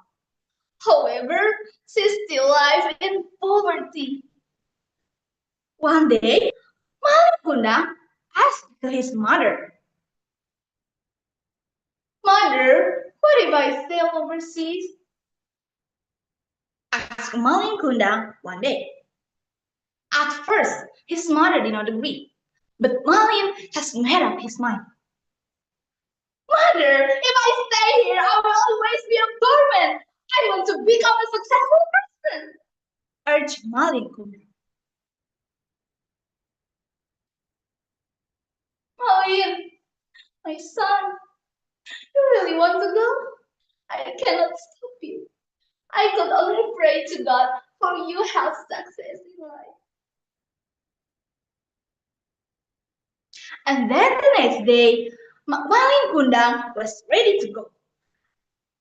There was a big ship waiting for him.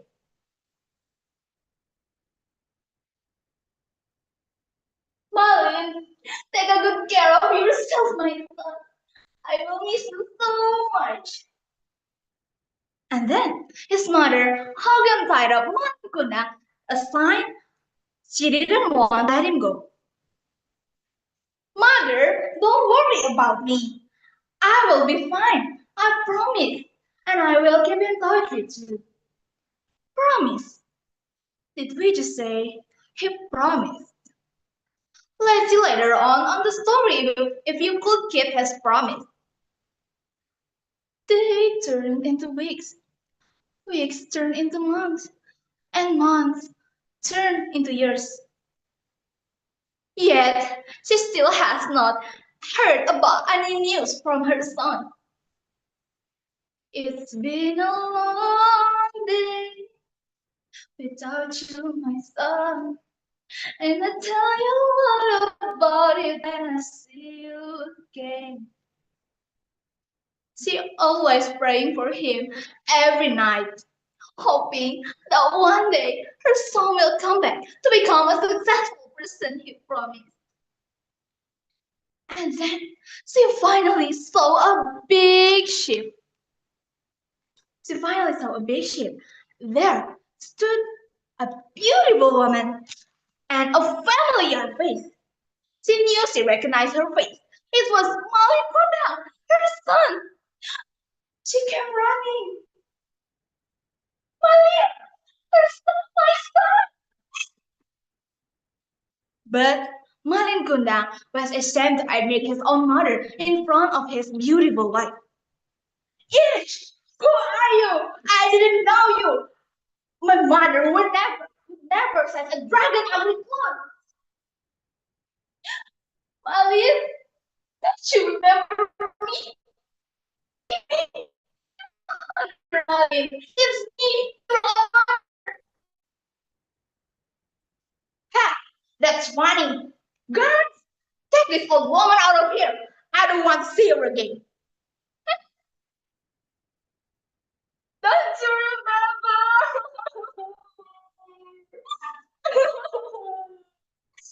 Mommy, how could you do this? How could you do this from your own mother?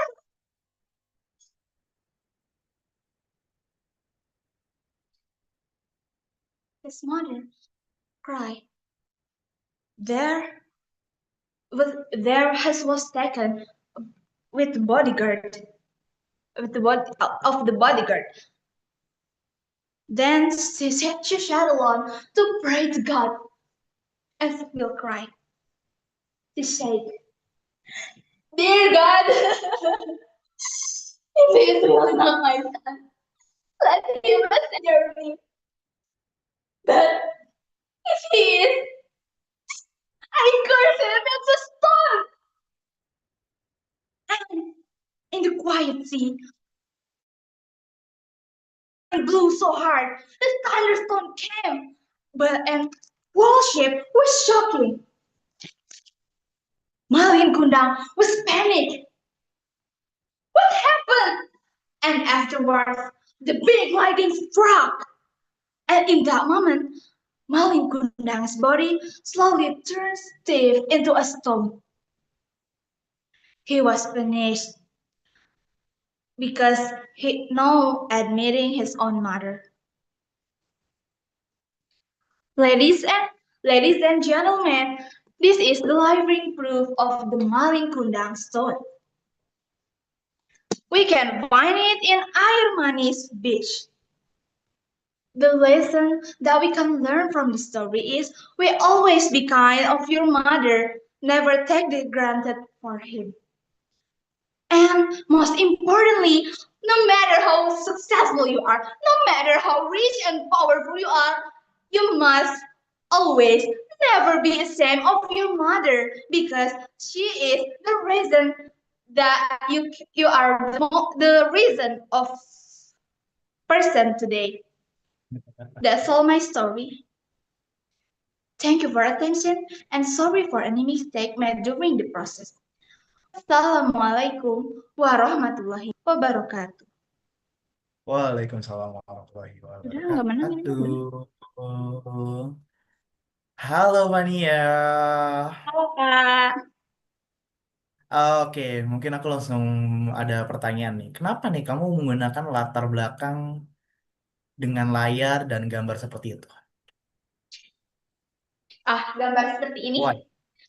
Mungkin Ya, karena latar cerita Malin Kundang itu si ibunya, saya izin menjawab pakai bahasa Indonesia ya kan supaya lebih jelas. Mungkin karena sang ibu berlari di dekat pantai untuk mengejar anaknya, Malin Kundang. Tapi dia dikecewakan karena Malin Kundang tidak mengingatnya. Gitu, mungkin. oke. Kalau untuk cerita sendiri, kenapa mengambil cerita Malin Kundang?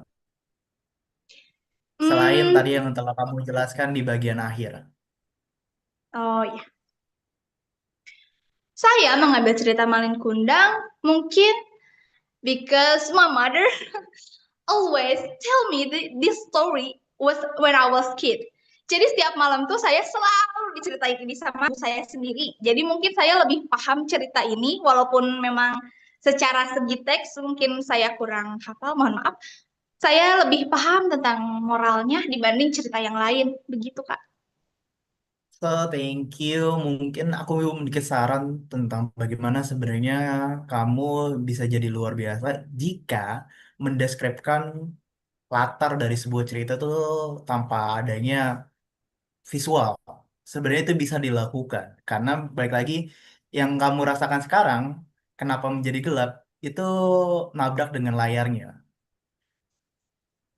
Iya, karena backlight lah istilah dalam Iya, iya. kameramannya. Jadi ah, istilahnya kamu bisa akan lebih jadi lebih menarik karena kamu udah tahu value-nya apa, kamu tahu rasanya, itu bisa menjadi dideskripsiin lebih detail lagi. Dan untuk alur ceritanya, baik lagi pesan-pesan yang aku selalu sampaikan, perhatikan audiens. Oke, mungkin itu aja dari aku. Terima kasih. Iya, sama-sama. Terima kasih banyak untuk Kak Fania. Semoga selalu memuaskan ya.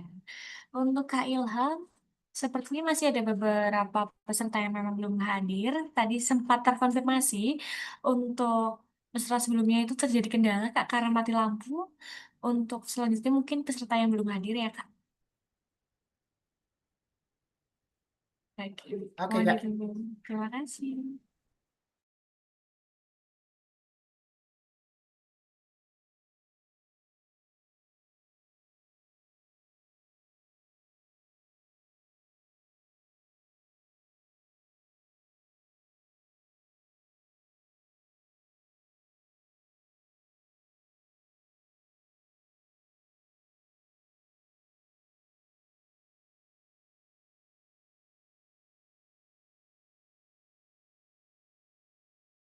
Permisi Kak, maaf, ini sudah giliran keberapa ya?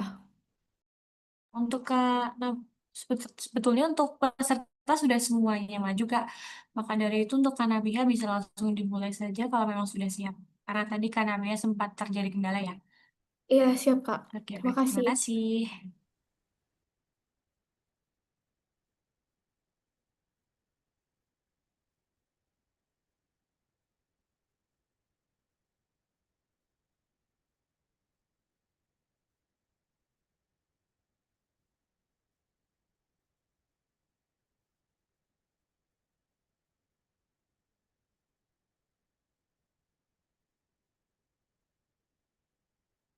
Ahoy, mates!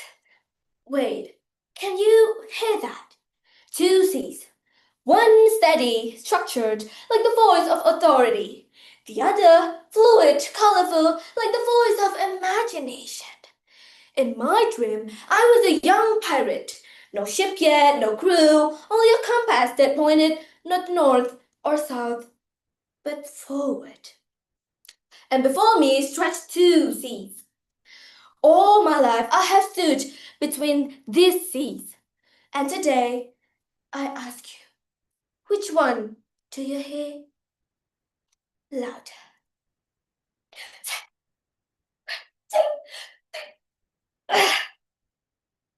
Yeah, indeed, my homeland is in danger. Or you may call it chaotic. Oh, currently I need a shelter. Can you help me to choose, mate? To port side lay the sea of order, calm water, straight as a ruler. Grand ships sailed there, ironclad mighty, their captains barking rules louder than cannons. Follow us, they cried, and yield find treasure and stability, power, security, a kingdom of stone. It was tempting. After all, who doesn't want a steady ship, sail full, and court uncertainty?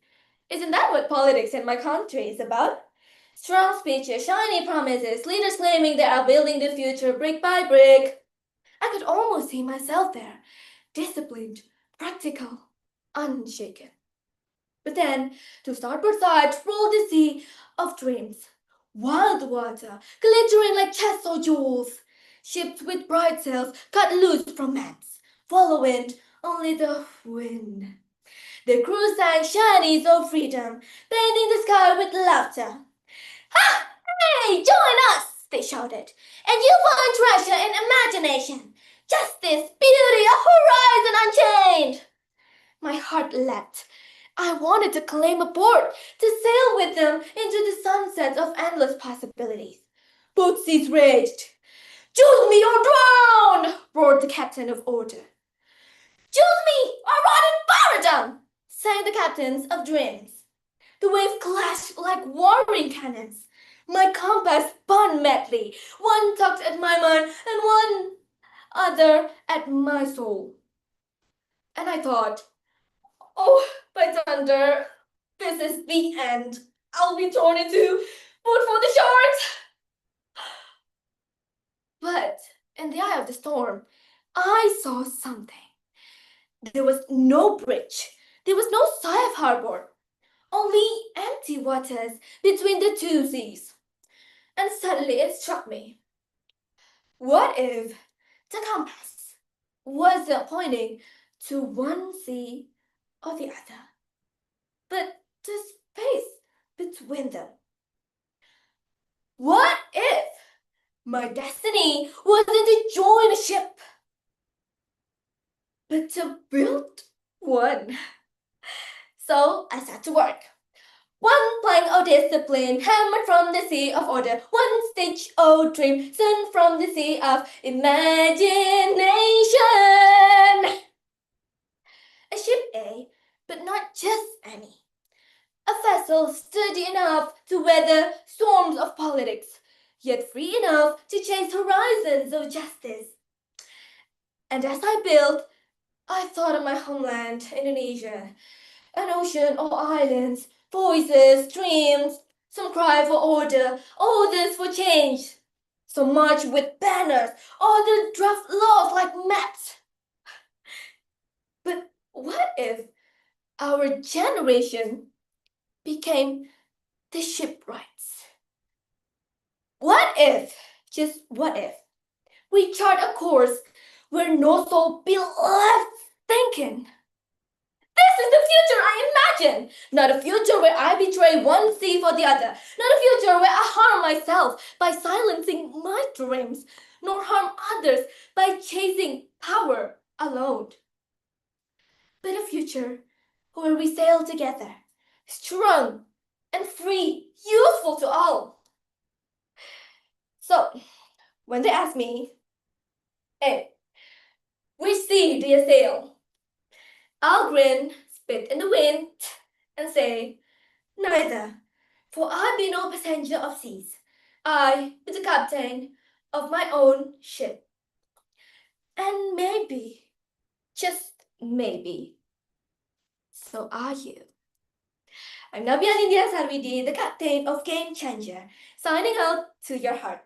Thank you very much for listening carefully. Oke, thank you Nabiha. Thank you, Kak. Wow, ini ide yang menarik.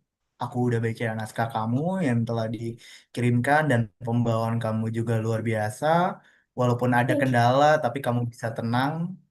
Tenang aja, nggak usah panik. Oke, mungkin aku penasaran deh. Dasar kamu membawakan cerita ini kenapa? Apa referensinya? Dan akhirnya menimbulkan ya proses kreatif kamu seperti apa? Ah, okay. First thing first, I choose this story because it reflects the dilemma of many young Indonesians face today, whether to choose like stability or to follow dreams. And by using the pirate metaphor, I wanted to make the message more such of creative, memorable, also unique. Implies that the future is not about choosing one side, but about building our own path, like a ship that carries both logic and also imagination. And the story shows my hope for a future that doesn't harm anyone, but is useful for many. And in addition, I chose this story because it is also my own, like the pirate torn between two seas. I've often felt torn between expectations and patience. And many students my age also feel the same. And the story is my way of saying that we don't have to abandon one for the other. We can create a future where both coexist, where we sail our own ship toward a better country for the future. That's it. Thank you. Oke, thank you Nabiha. Tapi aku mengapresiasi satu hal bahwa kamu membawakan cerita ini dengan ritme yang bermain. Kenapa? Apa yang dimaksud dengan bermain? Jadi ada momen kamu bisa cepat berbicaranya, ada momen kamu melambatkan itu untuk mendapatkan value dan rasa yang itu. Dan itu keren. Itu aja dari aku. Thank Thank you Nabiha. Yeah, thank you very much, Kak. Ya, baik, terima kasih banyak untuk Kak. Semoga saya memuaskan ya. Baik, untuk slotnya tadi ada terkendala ya. Silakan Karin Jani, bisa langsung dimulai.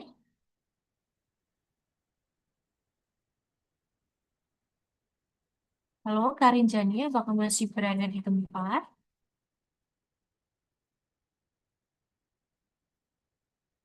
Oke, kami tunggu 5 menit ya, Kak. Tidak ada konfirmasi. Halo, Kak Rinjani. Oke.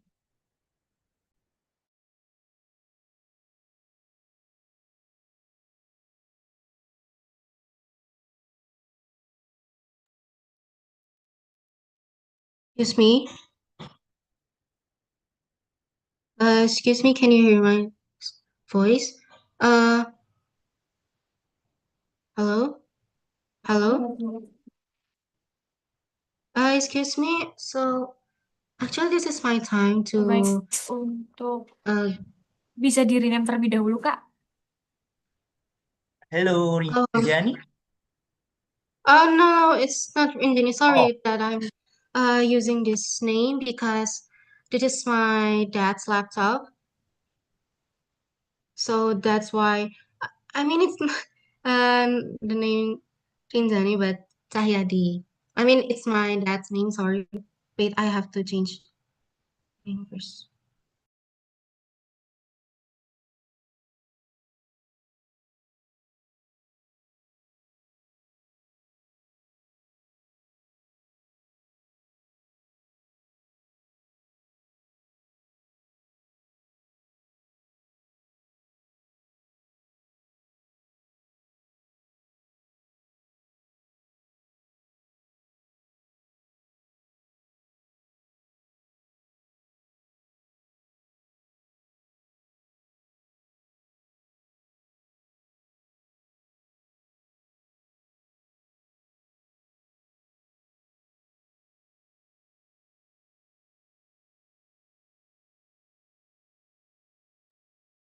halo.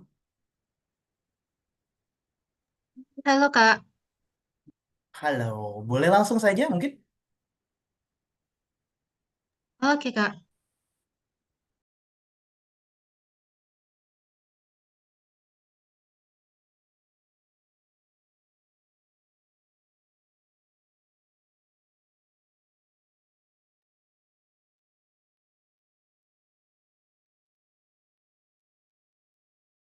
Halo, sudah kedengaran kah?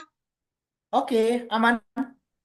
Ah, Permisi, nama saya bukan Indah nih.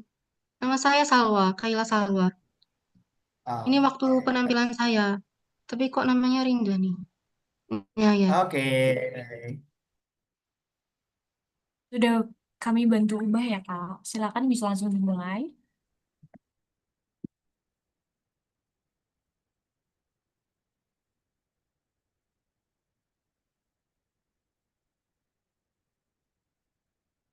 Bisa dimulai sekarang ya, Kak? Bisa langsung dimulai ya, Kak. Iya.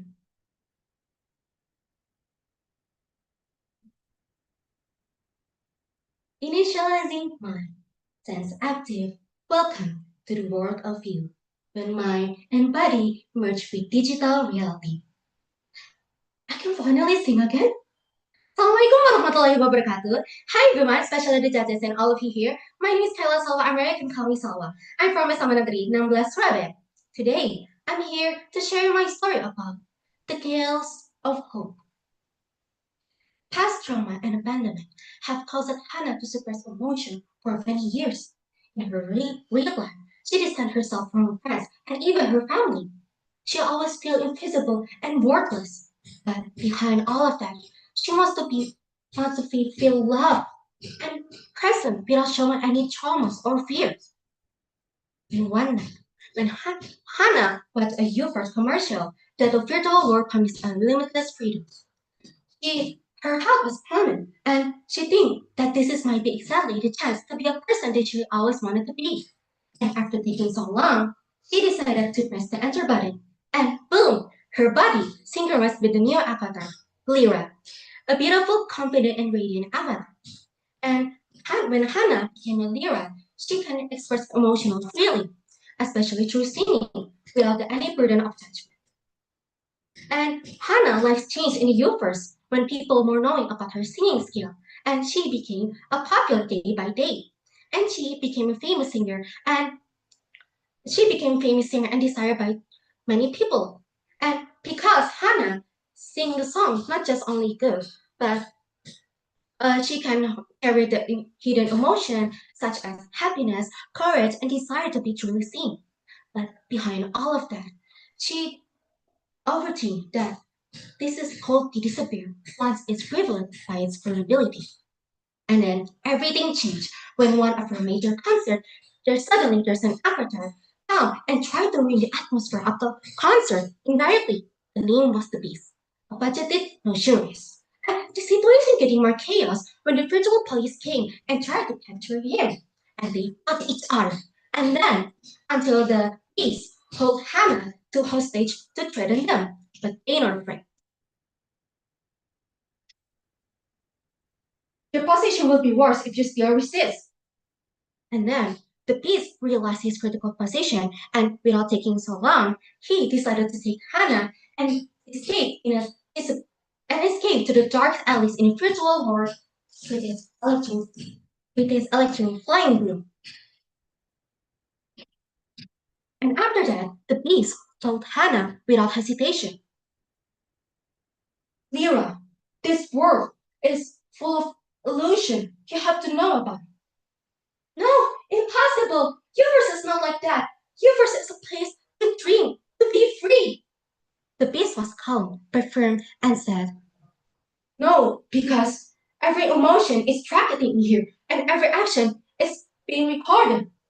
And then the beast showed about his evidence that proving that the avatars in the universe were manipulated. And Hannah was shocked and stared at the beast in disbelief, whispering that all this time was not true. It built on lies. The beast understood her feeling and said to her, it's okay if you don't want to help me, but if you change your mind, meet me in this hallway again tomorrow. And after that incident, Hannah was reflected on herself and left the dark, of course, and left the dark alleys. And she reflected that on the other hand,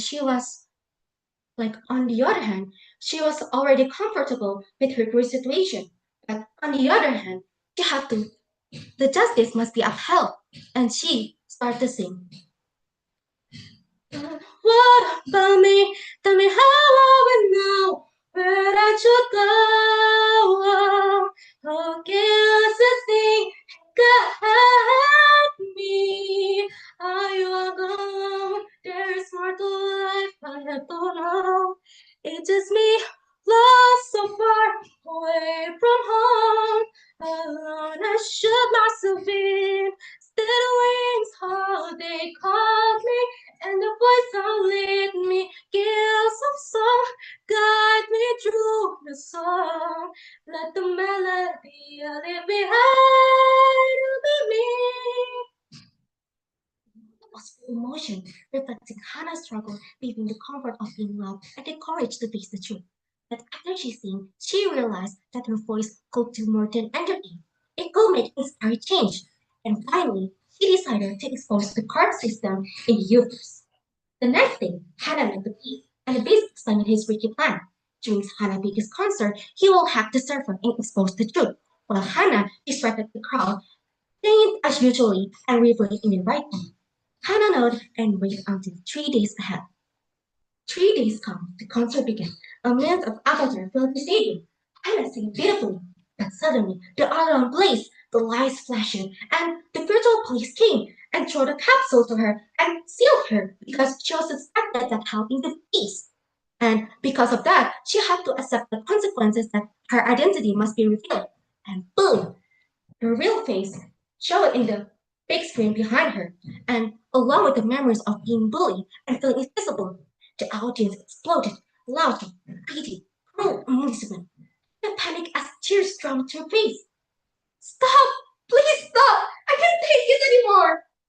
But in the capsule, a small voice whispered, "You've been through so much, so take a deep breath, Hannah, and face this. I know you can do it." Hannah realized that she still had a mission, and then she forced him to open the capsule and crack as she stepped forward and shouted, her voice cutting through the chaos. "This is the truth! You weren't as beautiful as you think! There's no freedom! I ran here to escape my pain, but there's no freedom in lies! The choice is yours!" And when she said that, a giant screen behind her changed and showed a beast like a tree.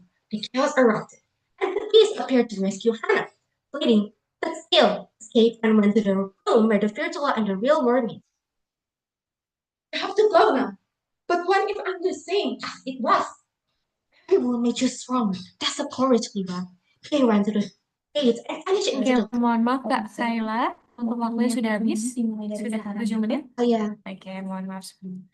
Oke, baik. Untuk Kak Ilham silakan untuk feedback. Halo Kayla, boleh dong tolong ceritakan proses kreatif dari pemilihan cerita ini? uh, excuse me, but can I answer in Bahasa or have to use to speak English no English? problem. Boleh English? But if I answer in Bahasa, if it's okay? Oh, nggak apa-apa. Nggak apa-apa, nggak apa-apa. Oh yeah, because my English is still not well. Sorry. Nggak apa-apa, nggak apa-apa.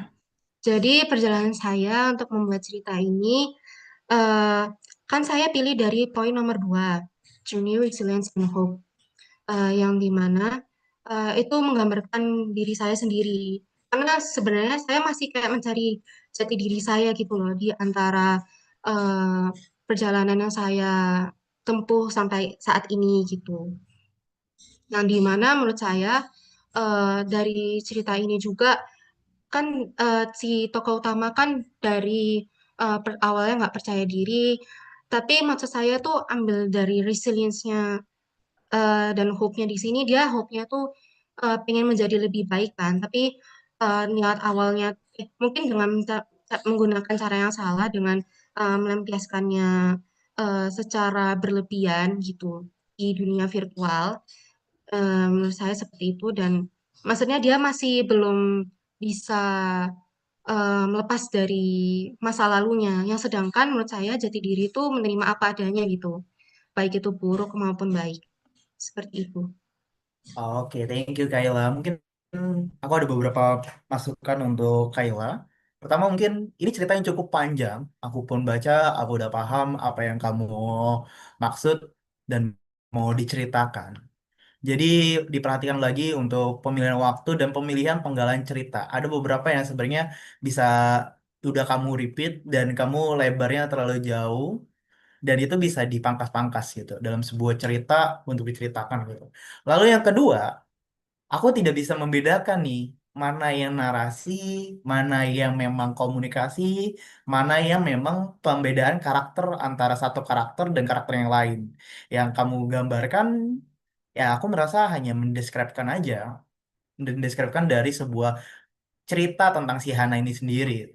Jadi itu yang menurutku bisa dikembangin lebih lanjut gitu. Oke, itu aja mungkin. Iya. Oke, baik. Terima Thank kasih you for banyak untuk thank you, Kak Jades. Nova. Semoga hasilnya memuaskan ya. Baik, untuk berikutnya itu Kak Rinjani. Apakah sudah siap? Sudah, Kak. Oke, Mohon maaf, bisa langsung dapat dimulai tadi ya. terkendala sinyal. Iya, ya tidak masalah Kak. Oke. Kami masuk. Bisa langsung dimulai ya. Ya, Kak. Ku tahu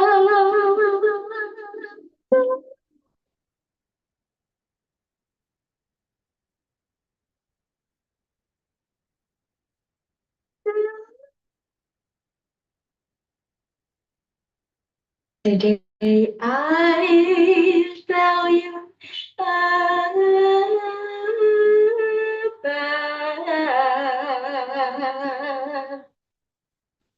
a hotel from Java in Taipei. An eternal love of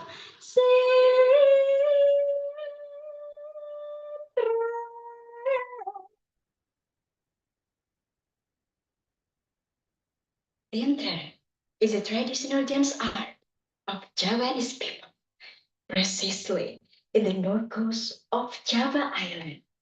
The dance is known because its magical elements due to a special ritual to summon the spirit of an angel.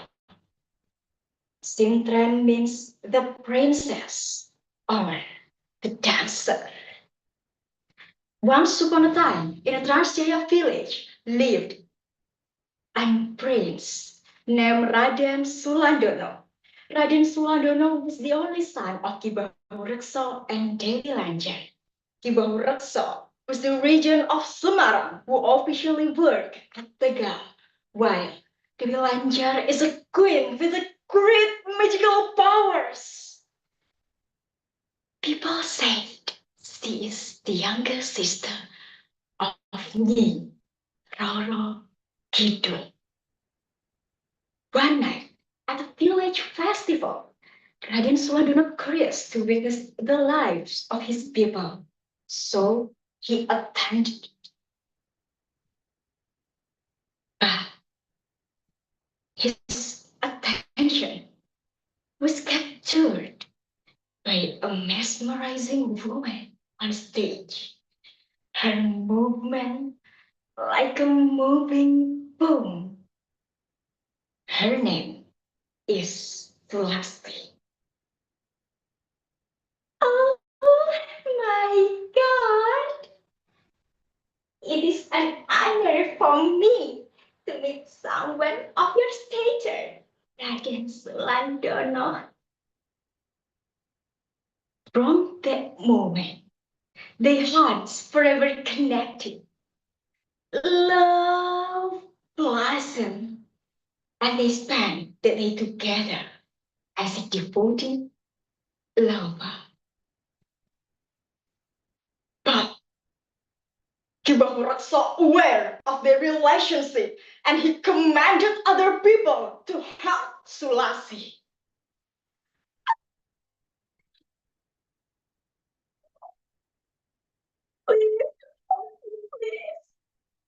Please, it's Sulandono. I need your help. Please.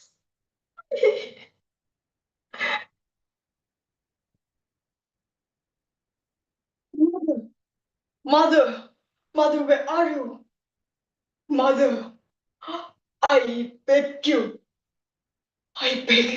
Please, Mother, I need your help.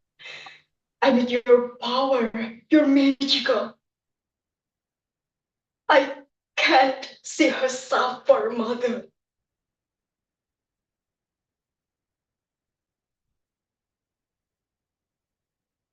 Son, Sulandono, I will do everything for you.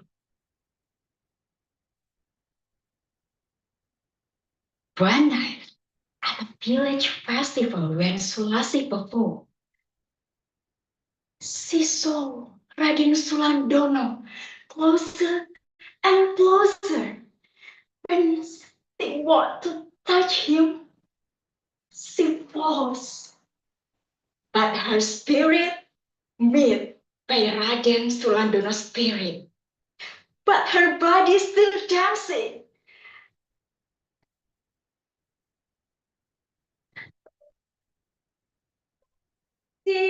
Sintren, Sintrene widodari, nemu kembang yun ayunan, nemu kembang yun ayunan, kembang esti jaya indra widodari tamuruna.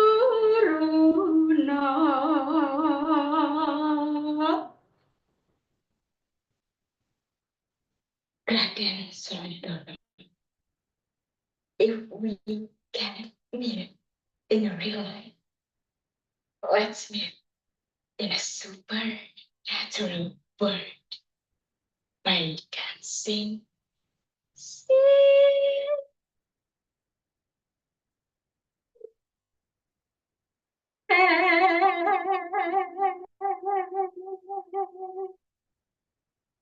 From this story, we can learn if we must respect our parents, whatever they are, because parents will do everything for their children. That's all for me. Thank you. Wassalamualaikum warahmatullahi wabarakatuh. Thank you Rinjani, penampilan yang luar biasa. Kamu berani, satu apresiasi dari aku. Kamu berani menggabungkan beberapa lirik lagu, beberapa nada, dan memang ceritanya aku juga baru dapat. Oh ternyata ada cerita ini ya. Dan ini luar biasa. Aku apresiasi banget keberanian kamu dalam improve sebenarnya. Banyak yang diimprove dari banyak yang tidak hanya sebatas teks saja, tapi kamu berani mengimprove. Itu satu hal yang luar biasa tentu. Nah, kenapa nih Thank you. Rinjani memilih cerita ini? Uh, Alasannya apa? uh, uh, excuse me, I'm sorry, I speaking bahasa Apa-apa? because Silakan. ada beberapa kosakata yang saya Ya, nggak kurang apa-apa, nggak apa-apa. paham. Jadi saya memilih cerita ini karena kebetulan cerita ini cerita rakyat yang ada di daerah saya. Saya asalnya dari Pemalang dan tari sintren ini asalnya dari Pemalang. Di sini tuh saya menangkap bahwa tidak hanya setiap tempat aja yang punya cerita, ternyata sebuah gerakan, sebuah tarian pun punya filosofinya dan hati saya tersentuh dengan keromantisan, bukan hanya keromantisan dari Sulasi dan Sulandono, tapi keromantisan dari cinta seorang ibu yang begitu kuat. Bahkan ayahnya pun sebetulnya cinta karena dia ingin si anak ini mendapatkan yang sesuai dengan dia itu karena begitu besar cintanya dia ke anaknya, ingin anaknya mendapatkan yang pantas dengan dirinya. Jadi banyak cinta di cerita ini yang saya harap cinta itu bisa dirasakan juga oleh para pendengarnya. Oke, wow, luar biasa. Mungkin aku mendapatkan satu momen yang sebenarnya, andai ini tidak terjadi, ini satu hal yang luar biasa gitu. Karena bagian pertengahan kamu itu sampai hampir mau ke akhir, ada beberapa artikulasi yang kurang jelas. Yang akhirnya untuk para pendengar jadi kurang memahami maksudnya seperti apa dan sebagainya. Jadi kenapa muncul artikulasi yang kurang jelas biasanya? Karena ketenangannya. tadi dari awal saya udah menikmati banget, tapi ada satu momen yang akhirnya, oh ternyata ada ketenangannya udah mulai berkurang di bagian pertengahan. Itu aja mungkin catatan dari saya. Terima Terima kasih kasih koreksinya, Rinjani. Kak. Terima Terima kasih, kasih Kak. banyak, Kak Rinjani. Semoga hasilnya memuaskan ya. Oke, baik untuk Kak Terima kasih, Kak. Ilham mungkin bisa memberi feedback kepada seluruh peserta. Silakan. Secara Oke, garis besar. thank you Kak. Terima kasih untuk waktunya. Oke, pertama mungkin teman-teman, so aku harus minta maaf. Sebenarnya ada alasan kenapa aku tetap menggunakan bahasa Indonesia dalam penjuran ini. Pertama, karena memang ini sifatnya live streaming di YouTube dan ini akan disaksikan banyak orang dan harapannya seperti visi dari US Space Innovation ini sendiri banyak yang harus belajar tentang storytelling. Makanya teman-teman saya menggunakan bahasa Inggris dalam satu ruangan mungkin itu satu hal yang baik. Tapi di saat udah publik ada teman-teman yang nggak paham nih tentang dalam menggunakan bahasa Inggris. Makanya saya menggunakan bahasa Indonesia supaya semua orang yang nonton ini bisa belajar. Lalu, hal yang saya kagumi teman-teman berani improve, berani bercerita dengan baik, dan itu satu hal yang luar biasa. Dan satu hal yang pertama, mungkin ada yang heran nih, kenapa yang ditanyain itu bukan yang lain gitu? Kenapa hal pertama yang ditanyain itu tentang preferensinya dari mana, ceritanya apa, dasarnya apa, segala macam. Poin yang paling penting adalah original. Nah, original di sini akan kelihatan mana yang cerita yang dibuat-buat dengan logikanya berantakan atau cerita yang memang dibuat dengan logika yang baik. Makanya pertanyaan pertama itu adalah kenapa kalian memilih cerita ini? Itu jadi alasan kuat kalian untuk menikmati cerita. Lalu yang kedua, berkali-kali saya meminta teman-teman untuk yuk lihat audiensnya. Kami ini nyata maupun yang digital segala macam. Karena ini lomba storytelling. Storytelling dalam hal ini adalah komunikasi dua arah, bukan komunikasi satu arah. Kalau komunikasi satu arah itu monolog. Tapi karena ini storytelling, walaupun hanya rekaman doang, dan digital perlu adanya audiens, perlu adanya interaksi.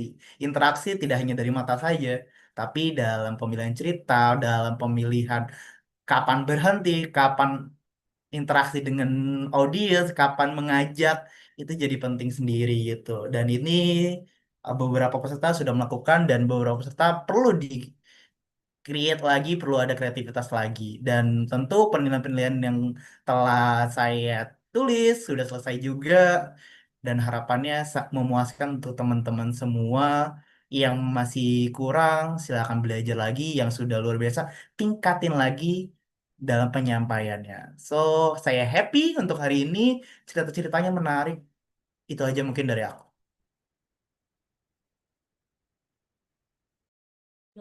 Oke, baik. Terima kasih banyak untuk Kak Ilham untuk feedback untuk seluruh pesertanya secara garis besar.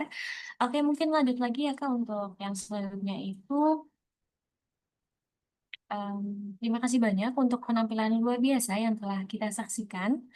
Bersama kini para Saya dewan belum juri mandi. akan memasuki sesi deliberasi untuk menentukan siapa yang akan menjadi juara di masing-masing kategori. Kami mohon kesabaran dan partisipasi seluruh peserta untuk kembali hadir setelah di jam isoma atau di jam 1 siang. Kita akan kembali dengan sesi yang paling dinantikan yaitu pengumuman pemenang Grand Final Gajah Mada National English Competition. Sampai jumpa di setelah isoma ya Kak. Nanti akan kembali lagi di jam 1 karena di jam 1 itu pengumumannya. Baik, terima kasih banyak semuanya. Kembali lagi di jam 1 ya untuk semuanya. Terima kasih. Selamat siang. Terima Kami kasih, keluar Kak. dulu ya, capek mau mandi. Thank Misi you, mau Kak. aja boleh tidak, Kak? Thank you, Kak. Oke, boleh bisa keluar dulu ya. Nanti masuk di jam 1 karena pengumumannya jam 1. Baik, terima Kak, kasih. masuk Selamat izin siang. bertanya. Ya, boleh silakan. Untuk masuknya lagi, linknya masih sama. Masih sama. Untuk linknya masih Oh, yang iya. ini ya, Kak. Nanti masuk di jam Oke. 1 siang. Oke, baik. Terima Terima kasih. kasih, Kak. Selamat siang. Boleh tolong share ulang gak linknya, Kak? Aku takutnya hilang linknya. Oke. Baik, terima kasih. Ya, nanti di-share. Oke, terima kasih Baik ya, Kakak. terima kasih banyak, kembali.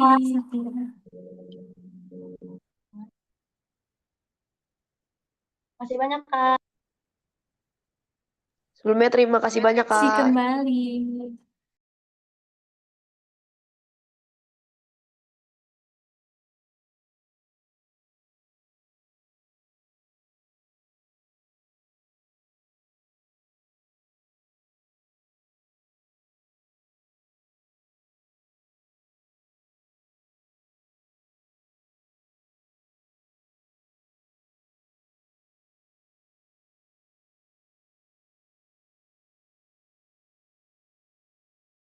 Ya, baik. Nanti untuk link terbaru di-share ulang ya.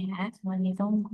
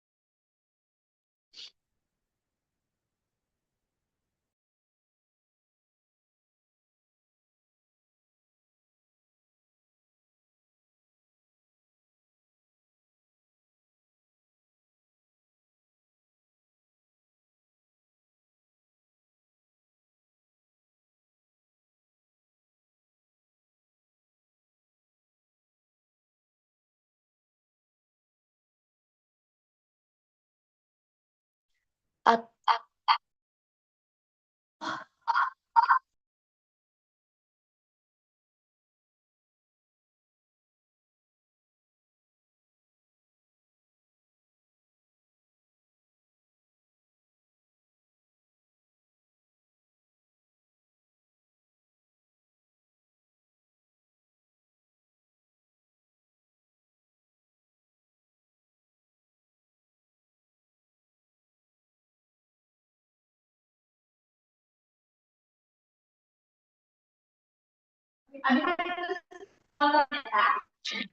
Atau mungkin saya coba suara ayah sini ada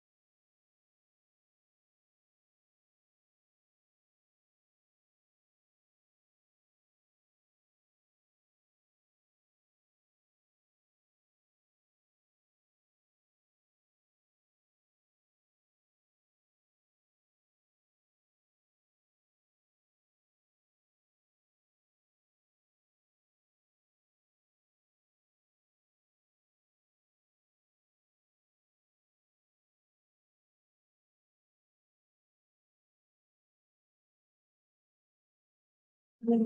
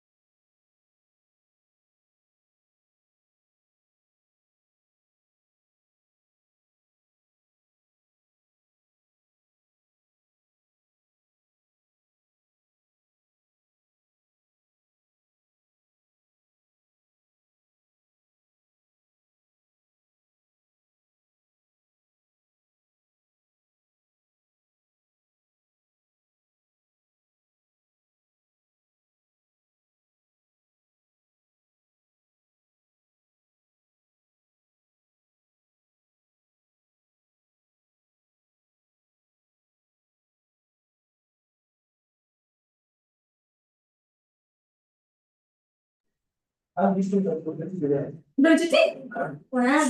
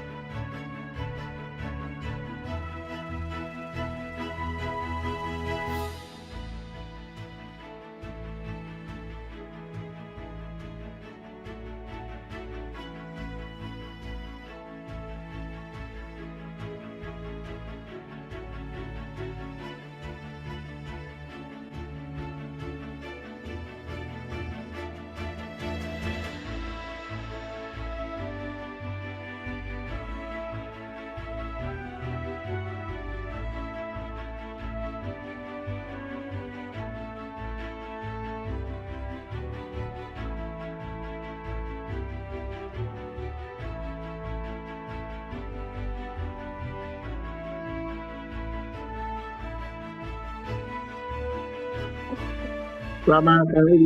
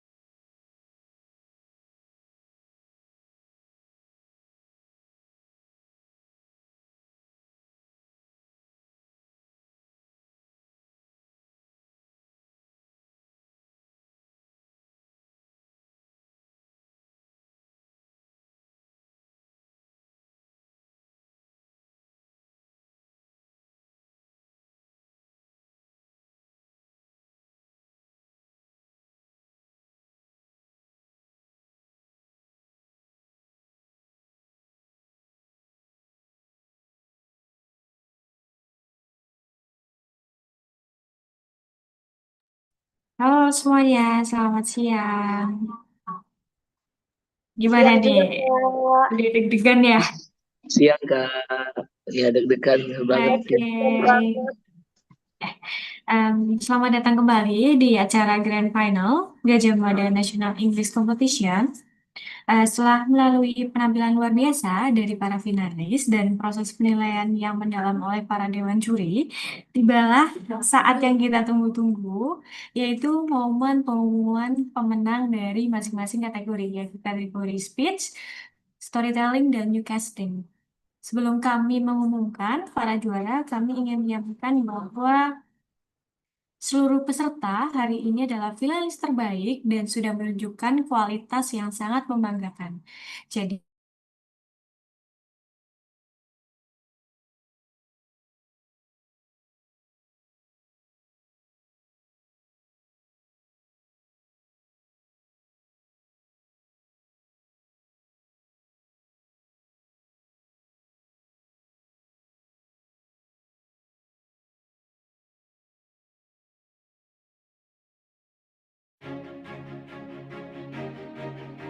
tiba saatnya pengumuman ya guys.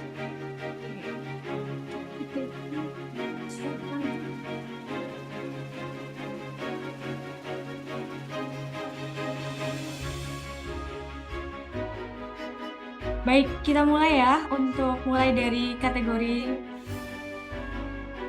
speech. Untuk kategorinya itu ada juaranya itu ada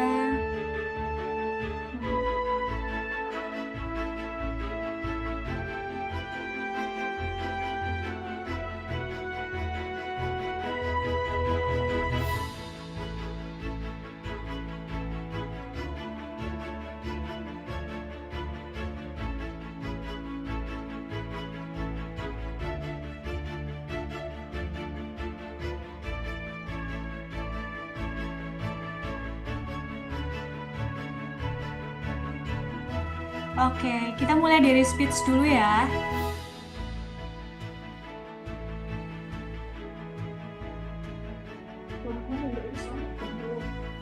Baik. Oke, untuk kategori speech, kontes juara 1, siapa ya kira-kira? Oke, untuk juara speech kontes juara 1 adalah Kak Amanda Peter. Kak Amanda, selamat Kak Amanda menjadi juara 1 pada kategori speech.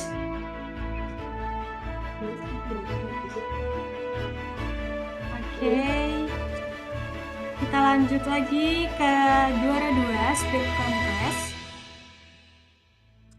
Siapa ya? Oke. Untuk juara speech contest adalah Kak Nazwa Kamila Zain. Oke, selamat untuk Kak Nazwa. Oke, lanjut untuk ke juara 3 speech contest. Siapa ya kira-kira?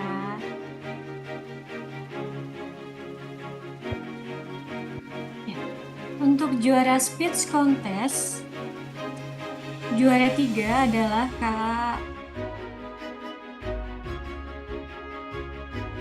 Kak Josephine Precious Alexander. Selamat Kak Alexander. Oke, masih di kategori yang sama, masih pada kategori speech. Memasuki juara harapan 1 pada kategori speech adalah Kak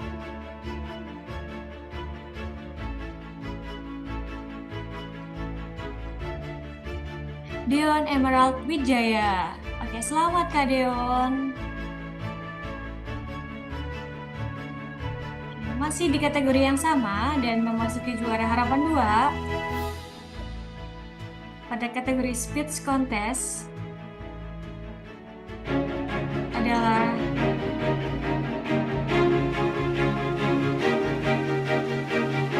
Kak Zalfa Kailuna Sekar Pambayun. Selamat untuk Kak Zalfa. Oke, selamat untuk para pemenang kategori speech contest. Masuki juara harapan ketiga pada kategori yang sama, yaitu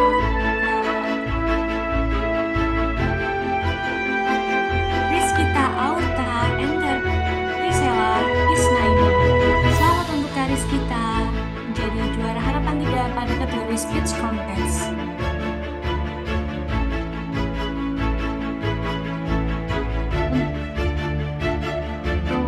Kategori speech contest sudah selesai. Untuk juara umum dan juara harapannya, kita akan memasuki pada kategori newcast. Juara umum untuk juara 1 kategori newcast contest adalah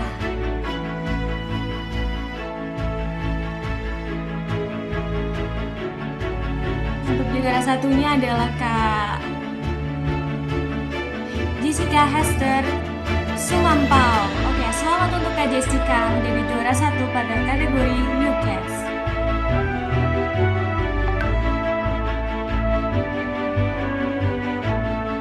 Lanjut untuk juara 2 pada kategori newcast adalah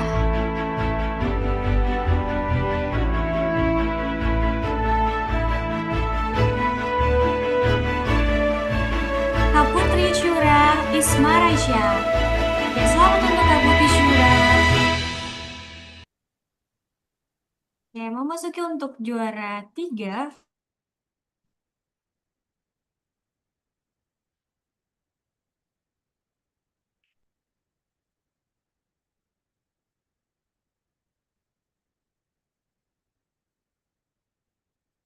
ya untuk tes kategori.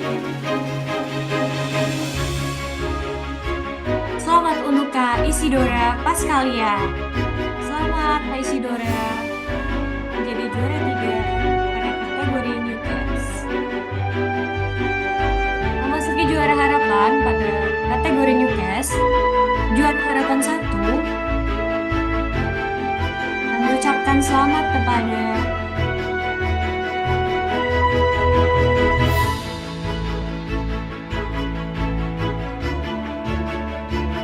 Kak Muhammad Dikri Rojaban. Selamat untuk Kak Muhammad Dikri menjadi juara harapan 1 pada kategori Newcast.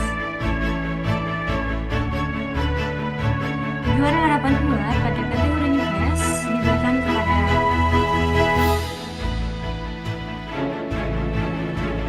selamat untuk Kak Olivia Claresta Pratiwi Gerald. Oke, selamat untuk Kak Olivia menjadi juara harapan 2 pada kategori Newcast. Oke, lanjut memasuki juara harapan ketiga pada kategori Newcast. Diberikan kepada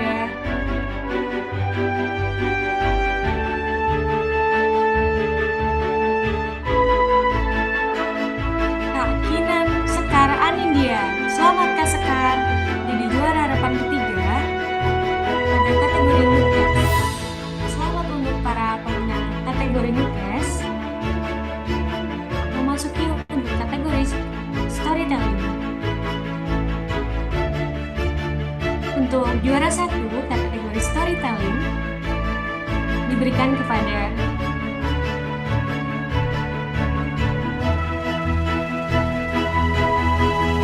selamat kepada Kak Niputu Lady Andenia. Selamat untuk Kak Niputu.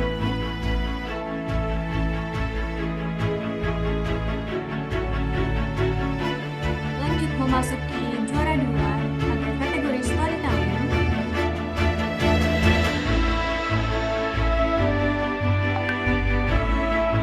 Akan diberikan kepada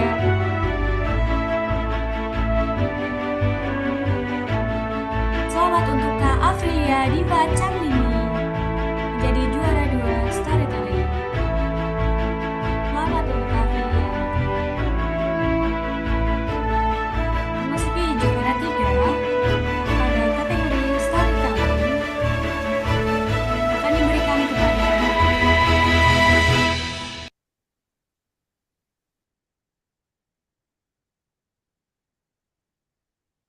selamat kepada Kak Rinjani Kanza Safira. Selamat untuk Kak Rinjani menjadi juara 3 kategori storytelling.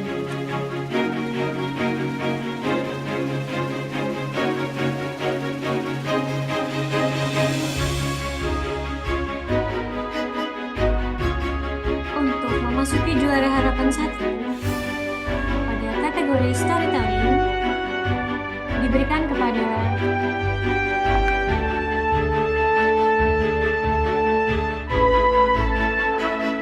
selamat Kak Nabiha Anindya Sarwidi jadi juara harapan 1 storytelling.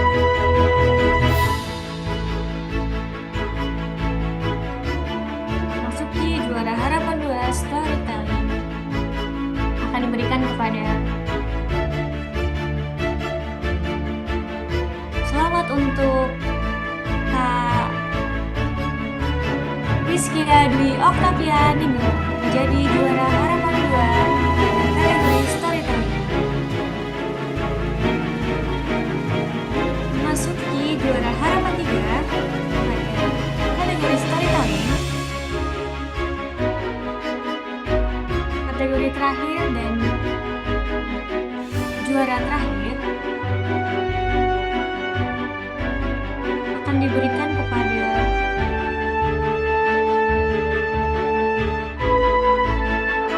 selamat untuk Kak Yeminima Florin Renata menjadi juara harapan 3 storytelling. Selamat untuk para pemenang pada kategori speech, newscast, dan storytelling.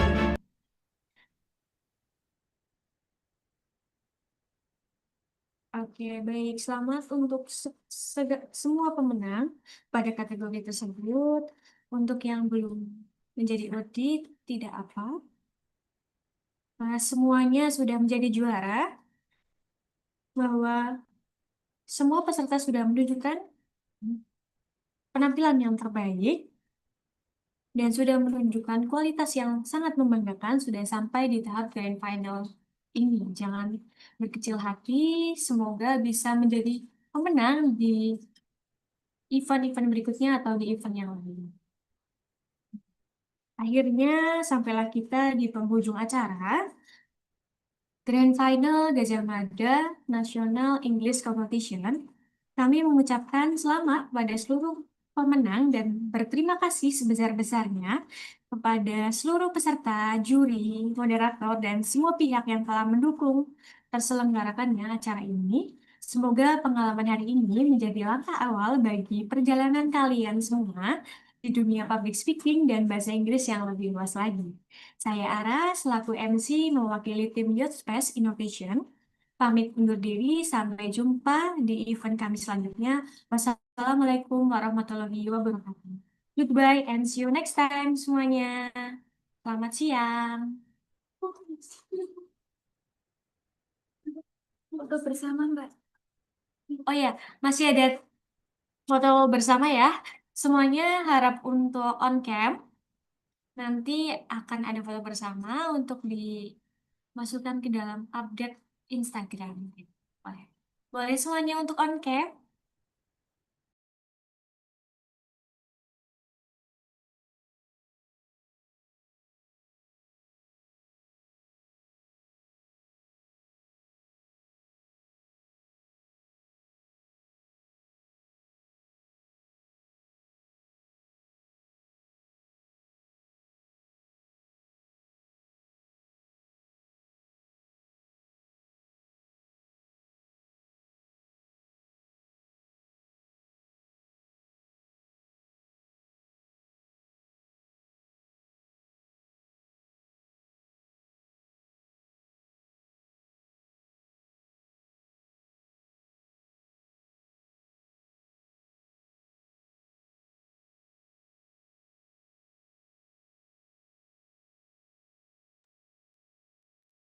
Mulai dari kategori speech ya. Untuk kategori speech apakah sudah siap?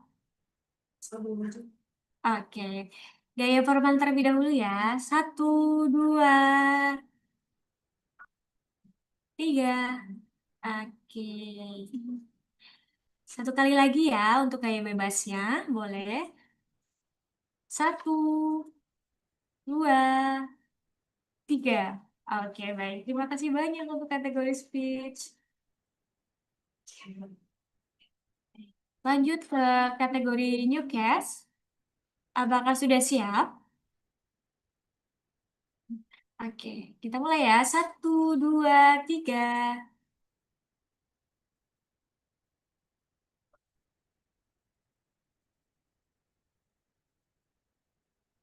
Gaya bebasnya ya. Satu, dua, tiga.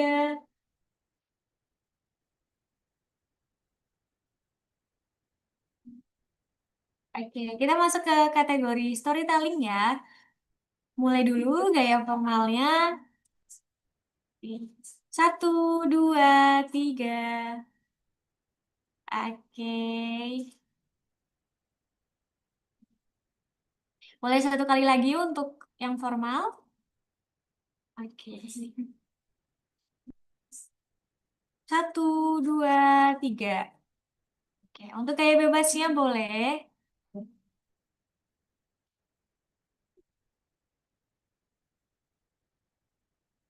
Kita mulai ya. Satu, dua, tiga.